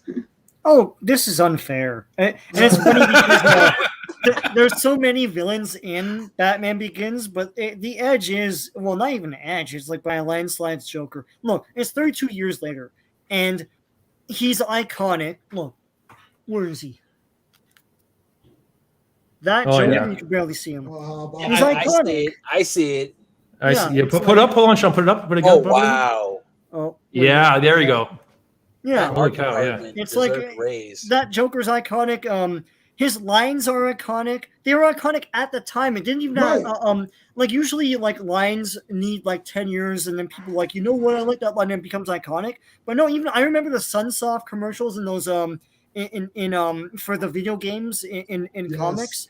And they said, where does he get those wonderful toys? And they showed all like, that's good. Yeah, that's good. It's like even immediately he made a huge cultural impact. He revived Joker to this day. Like that new Joker movie that won an Oscar wouldn't have been made without Jack Nicholson, no doubt, no question.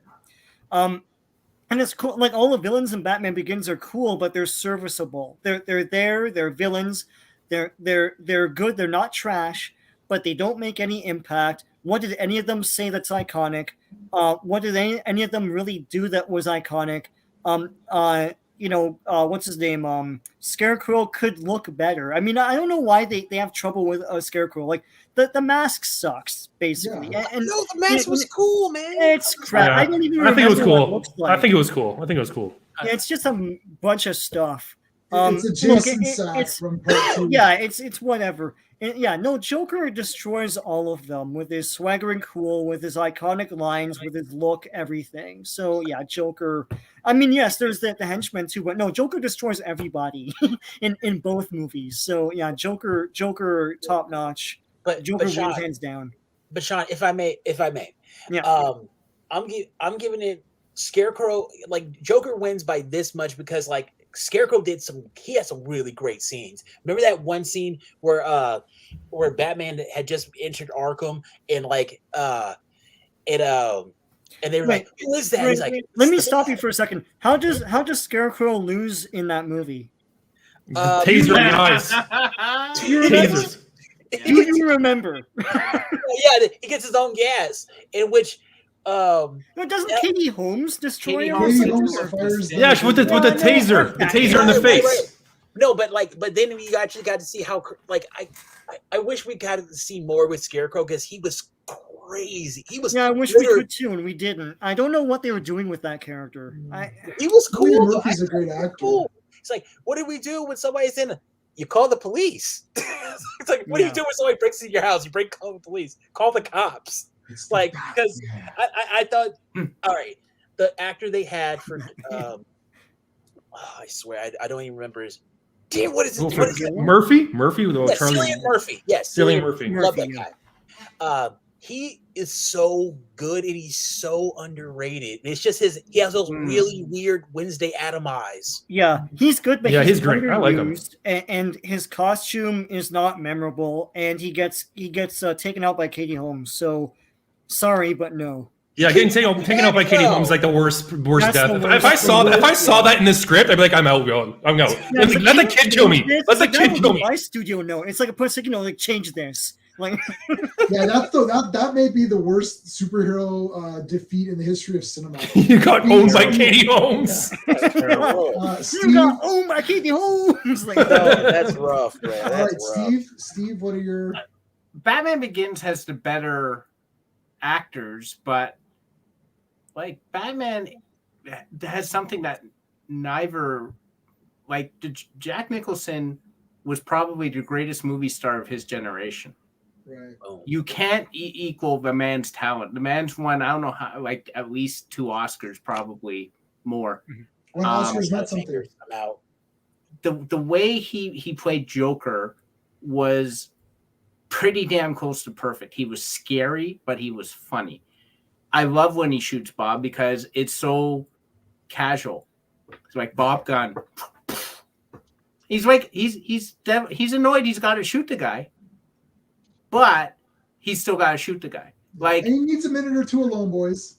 Yeah, wait till you get where does he get those wonderful toys? Like the guy, Sean's right. He's iconic, and he was iconic right off the bat. Couldn't be reached says about Jack Palance is Carl Grissom. He's great too. I love that scene where the girlfriend walks in and Jack's like, oh, let's leave it to, and you can see Carl's looking at Napier, looking at her. Yeah. Right. And he's like, he's got a little smile, like, I'm going to get you, son of a bitch, sort of thing. He's like, that's a great plan, Jack. I want you to lead it. And it's like, he's leading him right into the trap. He knows what's going to happen. And then he called the cops. He called the cops. He called the cops, yeah. Get me Lieutenant Eckhart. I'm like, that is grimy. That is something you get out of Power. Let's call out Jack Nicholson's impression of Jack Palance too. He's like, no, I'm my number one. Number one. No. Remember how Joker was grabbing Bob's shoulder? He's like, you're number one. That's what he was just saying. He's like, you're gonna kill him, aren't you? Yeah, like he just, he's just so great. Bob is the only henchman who's like, they get Batman down. He's like, take his mask off. He's the only one who comes up with the, hey, let's unmask Batman, see who he is. Check his wallet. Yeah, check his wallet. Check his wallet. You don't know if Batman maybe some kind of body armor. They're poking. Batman need money too. Yeah, he had the Batman Forever card, remember? Batman Begins. Look, they're all great actors, but the actors are there to serve the story. Joker is the story in Batman 89. That's the difference. Yeah, and I mean, look, I like, for me, it's obviously Joker's the best. Every line he says is the best. I like right away when we started this thing, I'm like, literally every line he says, every scene, there's a memorable line. Yeah, it's crazy. It's like, I remember them all from when I saw it first time. I remember every time I watch it, I'm like, oh, there's that line, there's that line. It's like, you still use them to this day. Joker, Cillian Murphy as Scarecrow was like, when I was like, this guy's the best actor ever for Scarecrow. Oh my God. And then it's like, he has that sack on his face. I'm like, oh, that looks creepy, I guess. And I understand that when the fear gas is pumped into you, it makes it like all weird and like there's bugs and everything. But like, why can't he just be a Scarecrow? Like, just be a Scarecrow guy or whatever. And at the end, he's on the horse and he's all crazy. And then she gets tasered. I was like, really? Oh boy, that's bad. Falcone is great. He's got that one scene, but then after that, he's done, right? He's got his one scene and then he's done after that. Ever Dance with the Devil by Pale Moonlight? There you go. There's another one. Yes. I always ask that of all my prey. I just like the sound of it. I mean, yeah, Jack Nicholson is that movie. He's so awesome, and I like Jack Palance. I like Carl Grissom. It's like, you know, because why don't we hear this from Grissom? I was all like pissed off. Yeah, even the goons having personalities, and there's like a sword goon guy, because it's like you're watching this movie, you're like, oh, that guy will be in the video game. Oh, that guy will be in the video game. That guy's gonna be in the, like, you know, you can tell that each guy's gonna be one of the guys in the game or whatever. So yeah, for me, obviously, it's 89 wins for the characters overall. So yeah, 89 has won for the characters overall, just because the villains tipped it off. We knew that was going to happen. But J-Man, I didn't get a chance to tell you my Bruce Wayne. Oh, okay, yeah. Who's the better Batman? Bale. Ooh, okay. Hear me out. There was a teaser trailer for Batman Begins where he said, where Bruce was saying, "Oh, I traveled all across the world. I went to the deepest reaches, and you know what I found?" And it was on him. You're like, me. I'm like, okay, all right. They're really trying to go American Psycho, but without him going real American Psycho. Because one thing about Michael Keaton's Batman, it didn't really connect with me, is at that party when Vicky Vale was being introduced, like being taken around, shown around Wayne Manor by the other reporter. He was like, you know, the thing about rich people, they're weird because they can afford to be. And if anybody, come on, you're gonna tell me that you wouldn't, if you saw Batman, you saw Bruce Wayne, you're like, yeah, I can see it, I can totally see it. But with Christian Bale, he subverted that. He made himself look like a Kardashian, made it seem like no one would ever think that he was Batman. That is more in line. I think that is more in line with Batman's character, like in comics and stuff. But I think that's more, I don't know, it's I think that is more story element rather than Christian Bale doing anything special. You know what I mean? Like, it's like they just did for Michael Keaton, they just made him like he like doesn't care. Like he's like there at the parties and he's like, he doesn't really care. And even when he's sitting there, like, you know, they're having the dinner and she's like, I don't think I've been in this room before. And she's like, you know, all this stuff doesn't really seem like, you know, some of it is very much me and some of it isn't. And that was the whole thing. Like, he just didn't care. Like, it's a different approach to how Batman or how Bruce Wayne, you know, deals with life. It's like Christopher Reeve. It's like, okay, he's bumbling and silly. And then modern Superman interpretations is he's just regular office worker. Yeah. Does his reporting and then, you know, goes unnoticed. Keaton's living room is the Batcave. I mean, they show him lounging there and watching TV and doing stuff in the Batcave all the time, right? He's in the Batcave eating soup, like having a soup and all that. Batman Returns does that a lot, but that cold. What was that? Fishy Squaws. It's supposed to be cold. He was like, "Oh, okay." Yeah. He hated it first. That's great. He's like, cool.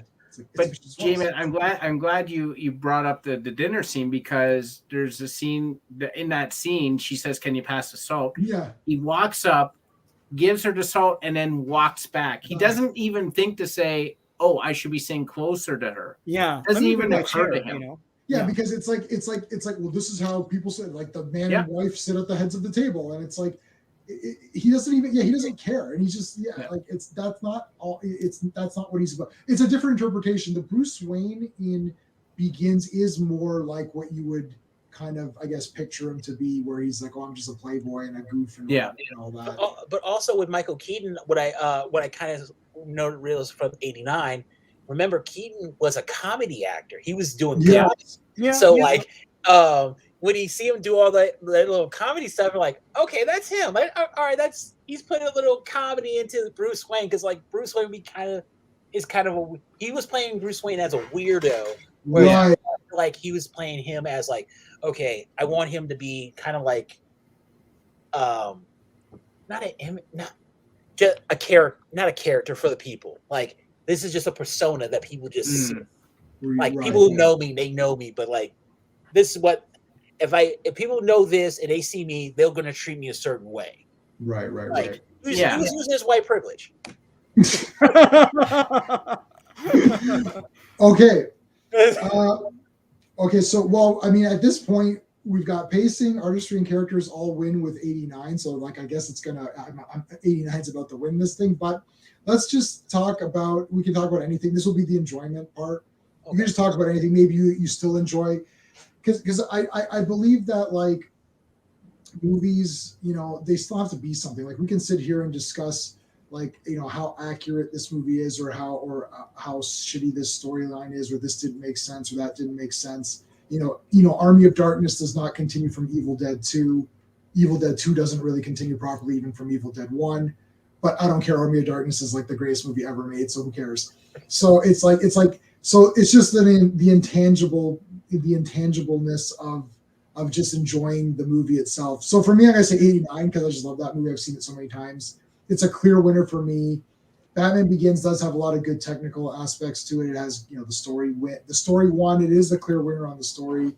But I mean, look, Batman 89 is just so awesome to me. I just don't care. It's just like, it's the best Batman movie that we have right now. It's not going to be beaten this year or whenever that garbage movie's coming out, where Batman's like a murderer and it's like, oh, we're making it really gritty this time. Oh, my pitch for this movie was maybe Batman develops technology that can see who will become a murderer, and then he can kill them as children before they become villains, and that'll be really gritty. And that'll be super gritty, and then he can like, you know.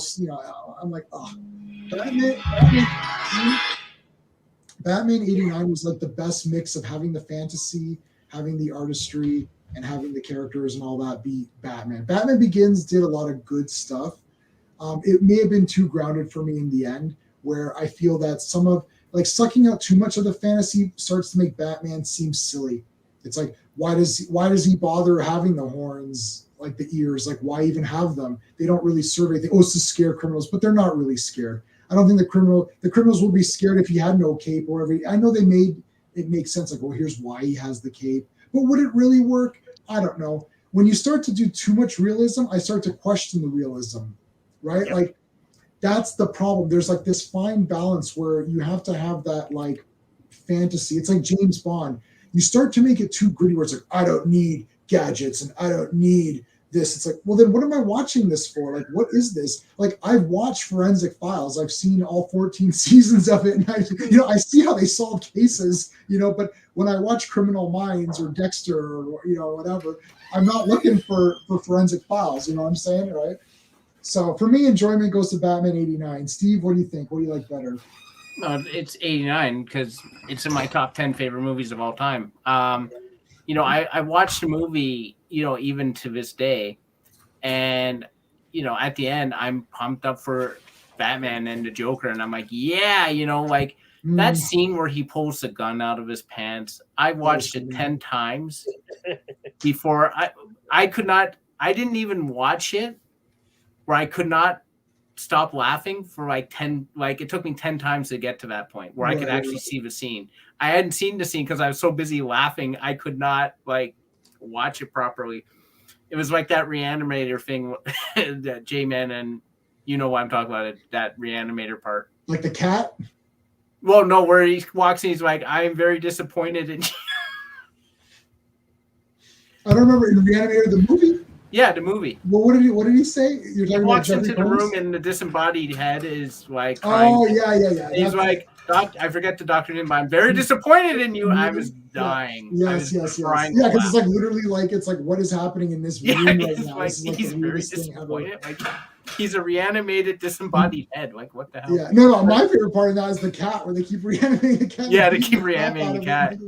Well, that movie's genius. But he pulls the gun out of his pants. Batman is 89. After I saw that movie, I hadn't been in a comic shop in quite a while. I went to a comic shop and I bought the comic book version of that movie. Now I lost it, and you guys know I found it years later. I paid a premium price. I'm like, I don't care. This is awesome. This was my Batman. Like everyone talks about, this was my Doctor Who, this was my Bond, this was my Batman. Batman Begins is unequivocally a great technical film. It is well acted. It is well crafted. It's a good movie. It's a damn good movie, and it's the best of the 3 Nolan movies for me. I agree. it gives you the origin story, and now that it's been done, I don't think you top it. I don't think you even bother to try and reimagine that or try and go over that ground again. Christopher Nolan is a good filmmaker, even though he hates sound now. He's a good filmmaker, and you can't argue with that film. But I don't have the heart in there that I have in 89. 89 has my heart. Batman Begins has my brain. It's very well thought out. But 89 has my heart. Enjoyment goes to Batman 89. All right, Sean, 89. Well, what do you think? I don't know. Batman Begins. I've seen it more than the other Nolan trilogy Batmans. I think now people are warming up to Begins being the best of the three. Because I know for a long time the darling was Dark Knight. Yeah. But Dark Knight meanders, man. Batman Begins is a better story, even though I shat on it for story. I gave it a story, right? No, we all gave it. We all gave Begins a better story. Yeah, it's better. But Batman 89 is Batman to me. I mean, look, I brought this out again to show that those guys. That's Batman. They're posed with each other there, but how are they friends? That's Batman and Joker. That's Batman with the yellow and black. Batman's Batmobile, everything. That's Batman to me. If I want to pop in a Batman thing for a quick fix, it's either Batman or Batman Returns, and some other things like the Batman cartoon and everything. Kind of the middle of the list is the Nolan trilogy because, like as Steve says, is well thought out, well made. But it has my brain because it's I don't really feel Batman in those. To me, the heart of Batman is more with Batman 89, with Batman running around with cool gadgets, a bat plane, the Batwing, being cool. You wanting to be Batman, you wanting to drive the Batmobile, not that like lumbering pile, which is the tumbler. We call it the Schwarzenegger. But yeah, I think Batman 89 from enjoyment edges out Batman Begins. Yeah. All right. Gray, I guess what do you like better? Don't make me choose. Don't. And this could be anything because it doesn't. This is a Sophie's Choice, you monster. No. You know what? Probably I'm going with Batman 89. I love Batman Begins. I love that technical stuff. It's fun. It's cool. Like it's gritty. It's not as gritty as I wanted it to be. We got that later. But 89. All right. Okay, Brennan, what do you like better? Oh yeah, 89, 100%. Begins. It does what it does. It does well. It establishes Batman. It goes through the motion. It does it well. But for me, having that fantasy element takes Batman 99 and elevates it again well above Begins. The suspension of disbelief. Batman's already established in the universe. We know what he was doing. Keaton kills it. Jack Nicholson kills it. It's faster paced, like we discussed earlier. It gets the action quickly. Joker's like you guys have all said. Joker's lines are just one-liners and they're great and they're memorable lines. I don't remember a single thing that friggin' Scarecrow says. Like really, I don't know. Falcone has that one epic scene, but that's really it. At the end of the day, like just Batman. Yeah, you just have fun. Like I said, I watched them back to back today. So watching 89, if I think Steven, you said it just flies right through, or J-Man, one of you guys said it. You just fly through the whole entire two hours. There was points in Batman Begins where it's just like, come on, let's I obviously have seen it. Let's skip this part. Let's just get to the part where he's Batman. Let's just skip some of this part. I don't really care about this. I don't care. And obviously, freaking Rachel Dawes is garbage. So like that just moved down even more, right? So like it's kind of trash, but 89 is just so, like you guys said, iconic. The score is so good. Like Steven, you said, like the intro, like we're going through the logo and how it's like 2.5 minutes, but it doesn't feel like it because you get so amped up because the music is so freaking good. Joker's amazing. Just everything is so well done. Even if there's some slight flaws in it, 89 is still like the superior movie. All right, so yeah, we have decided that yes, Batman. that has. I thought it'd be close. I thought it'd be a lot more closer than it was, because like we said, Begins is not a bad movie, but when you're comparing it to like one of the greatest comic book movies ever done, it's kind of hard to like.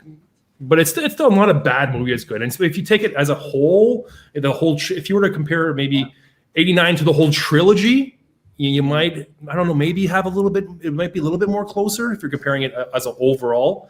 But then again, it's not really fair. But if you compare like Returns and Batman 89, then it just still wins. Yeah, it is close in the sense that like for pacing, 89 edges it out. It's quicker. You get to things faster. For the artistry, I think the only clear like story, Batman Begins is the clear winner. I think for the artistry, Batman 89 is the clear winner. So that's your two clear winners. The rest of it is a little bit interchangeable, right? Like you like Liam Neeson, you got Jack Nicholson. It's like the actors and characters.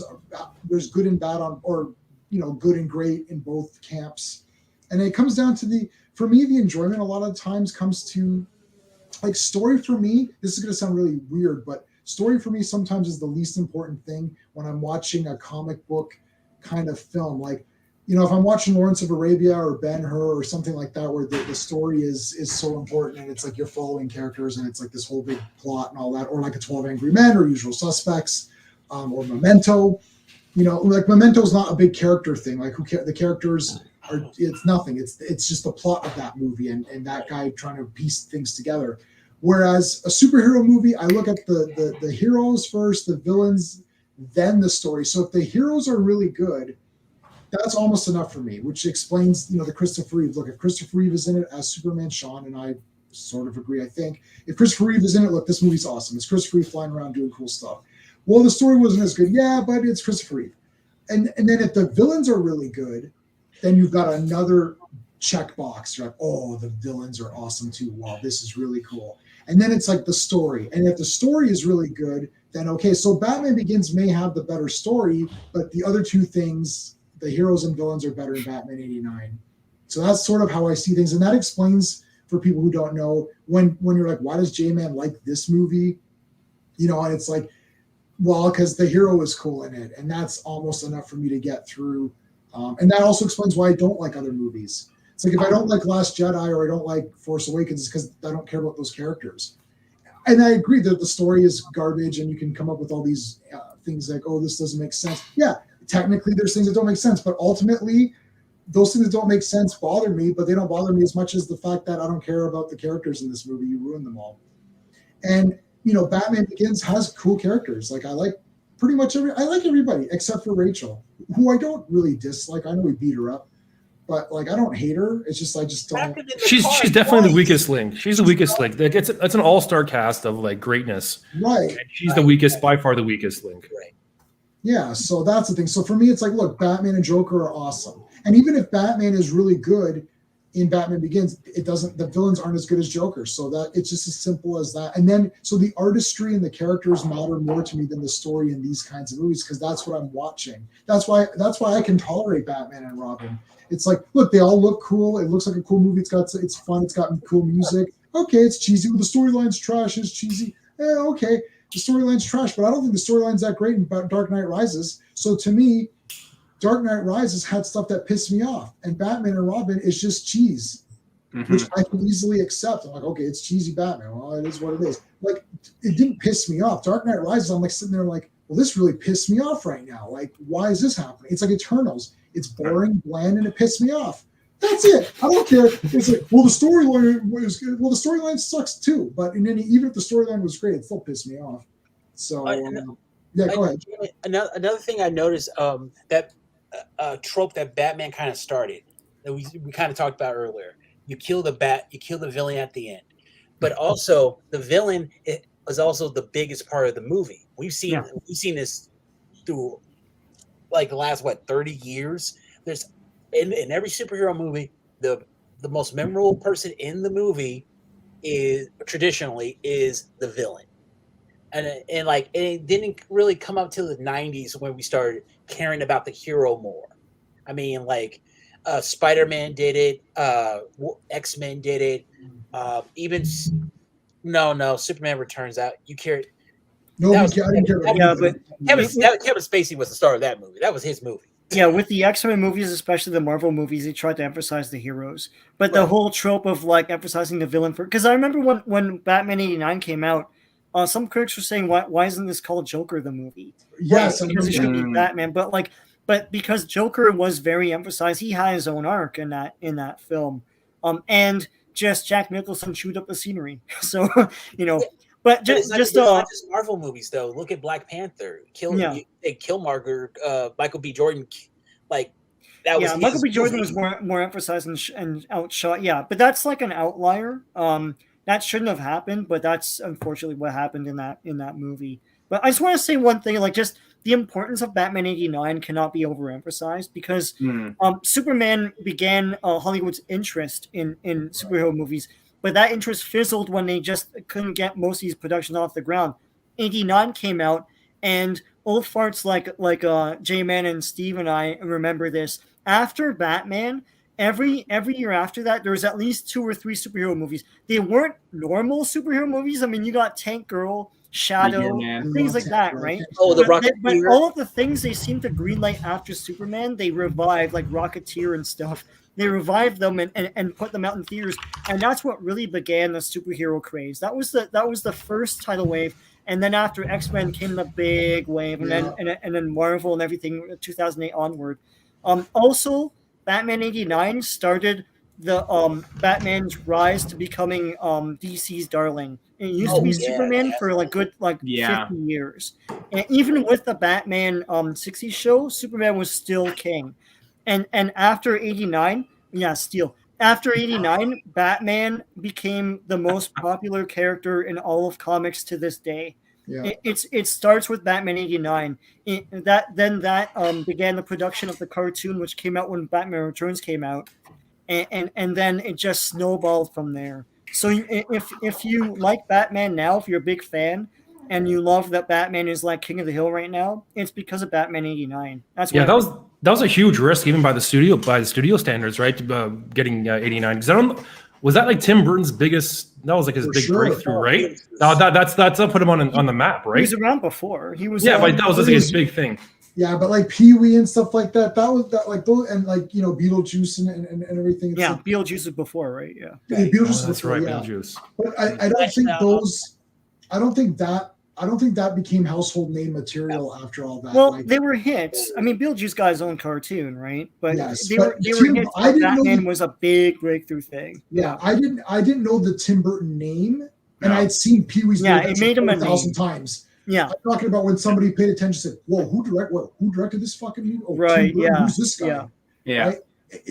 Then when I heard the Tim Burton name, then I was like, "Oh, wait a minute." Oh shit, he did Pee Wee. Crap, I've seen that 4,000 times. Yeah, right? Then everything was Tim Burton's whatever. Tim Burton's exactly. Yeah. It's like John Carpenter. It's like soon as it's like John Carpenter knew he was going to be something right away. He put his name right at the top. John Carpenter. Like, funny, even Assault on Precinct 13. That's like your second feature. But Raimi did the same thing though, and they all do it. I mean, say like how many things we seen with Sam Raimi's name on it. I don't think Sam Raimi's name started till I'm gonna have to think.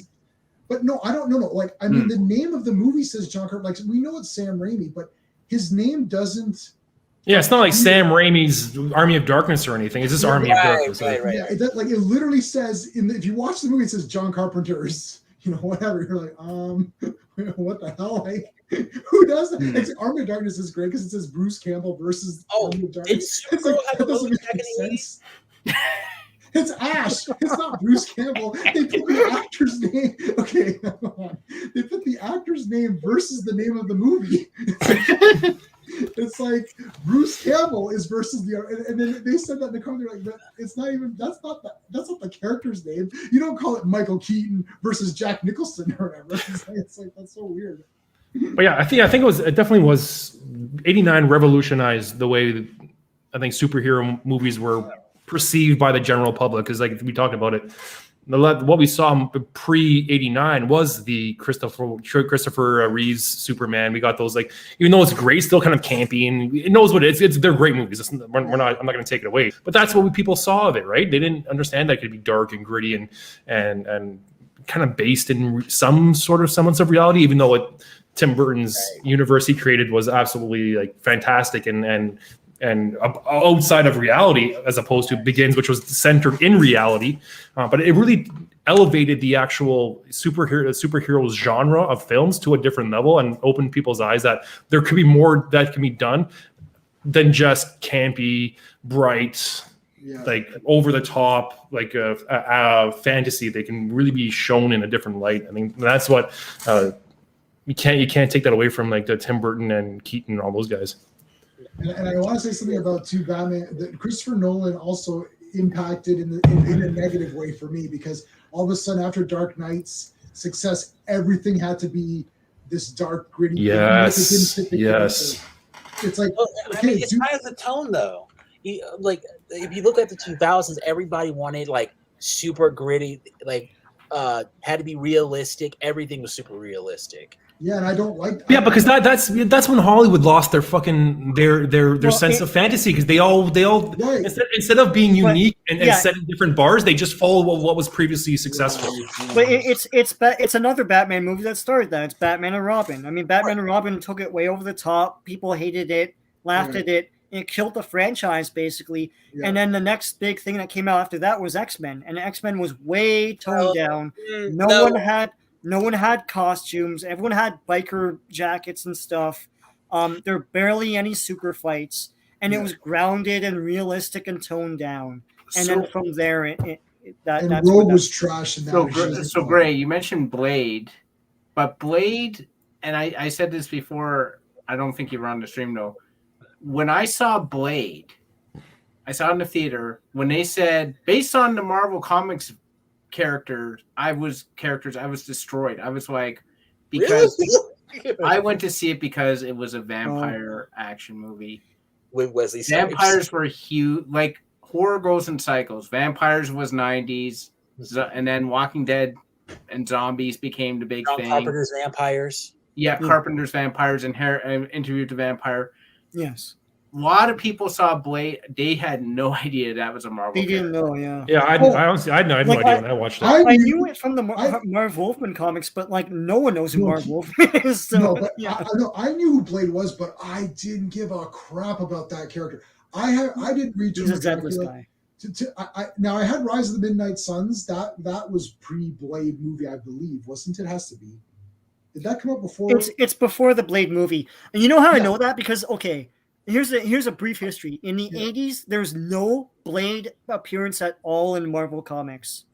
At all. It's like they forgot they even had that character. In the 90s, they revived him, and I noticed with Marvel, they'll model a guy after the actor they're going for in the movie. And he looked like Mario Van Peebles, I swear to God.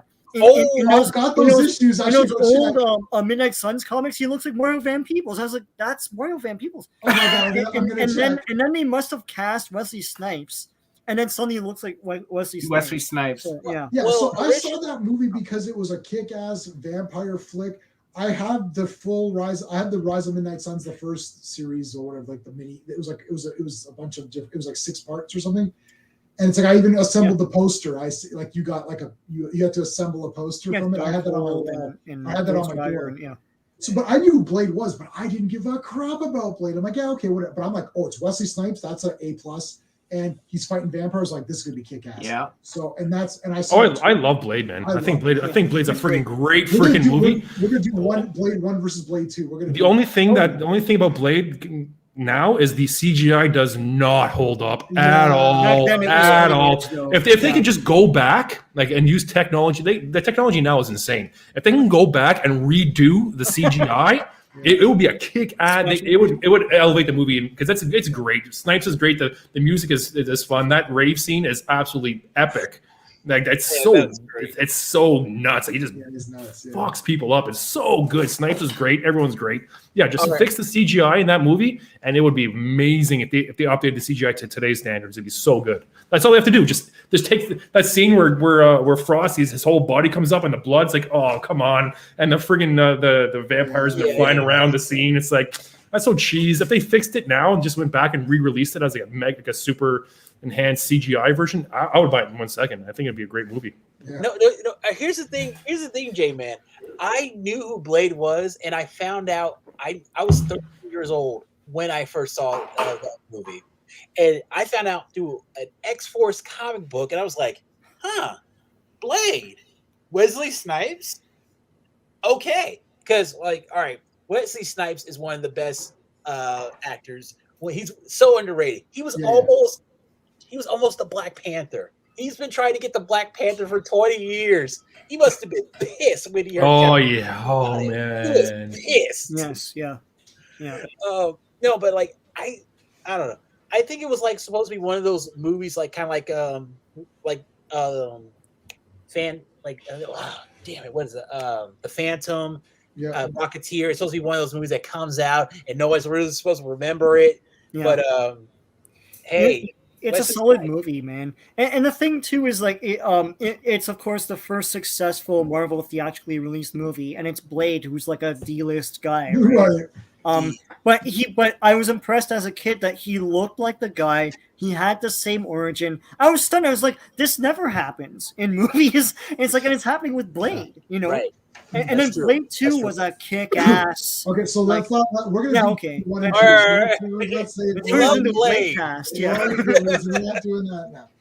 I think the next one, we're wrapping it up. I think the next one is gonna be Alien versus Aliens. That's going to be interesting. So everyone. So Brandon, I know you're an Aliens guy, so you're. I love Aliens, man. I love Aliens. Come back on for that one. Yeah, that's a good one. Yeah. And then after that. We'll see where it goes. I mean, Spider-Man is sort of the hot topic right now. If we were to do a Spider-Man one next instead of Alien, if we want to kind of be on trend, what Spider-Man movies would we do? Because I don't really know. That's why I didn't do I was going to do Spider-Man for this one because it coincides with Spider-Man, but I don't know what to do. Like what Spider-Man ones would we do? Like Spider-Man cartoon versus 90s Spider-Man cartoon. You're not going to see them all though. So which one? Yeah. Which cartoon versus the 60s versus 60s versus 90s? 60s. There, I did it. The 90s is better, obviously. They're both, the 90s is better because it's the comic stories at the time, and 60s is the comic stories of it. We gotta do movies where people could actually watch them right now and not watch like hundreds of episodes or whatever. Okay. I don't know. Spider-Man 3 versus Amazing Spider-Man 2, like the two that people don't like. Wow, that's. Or Amazing Spider-Man versus Amazing Spider-Man 2. The two that people don't like. That's going to be tough. Oh, the Garfield saga?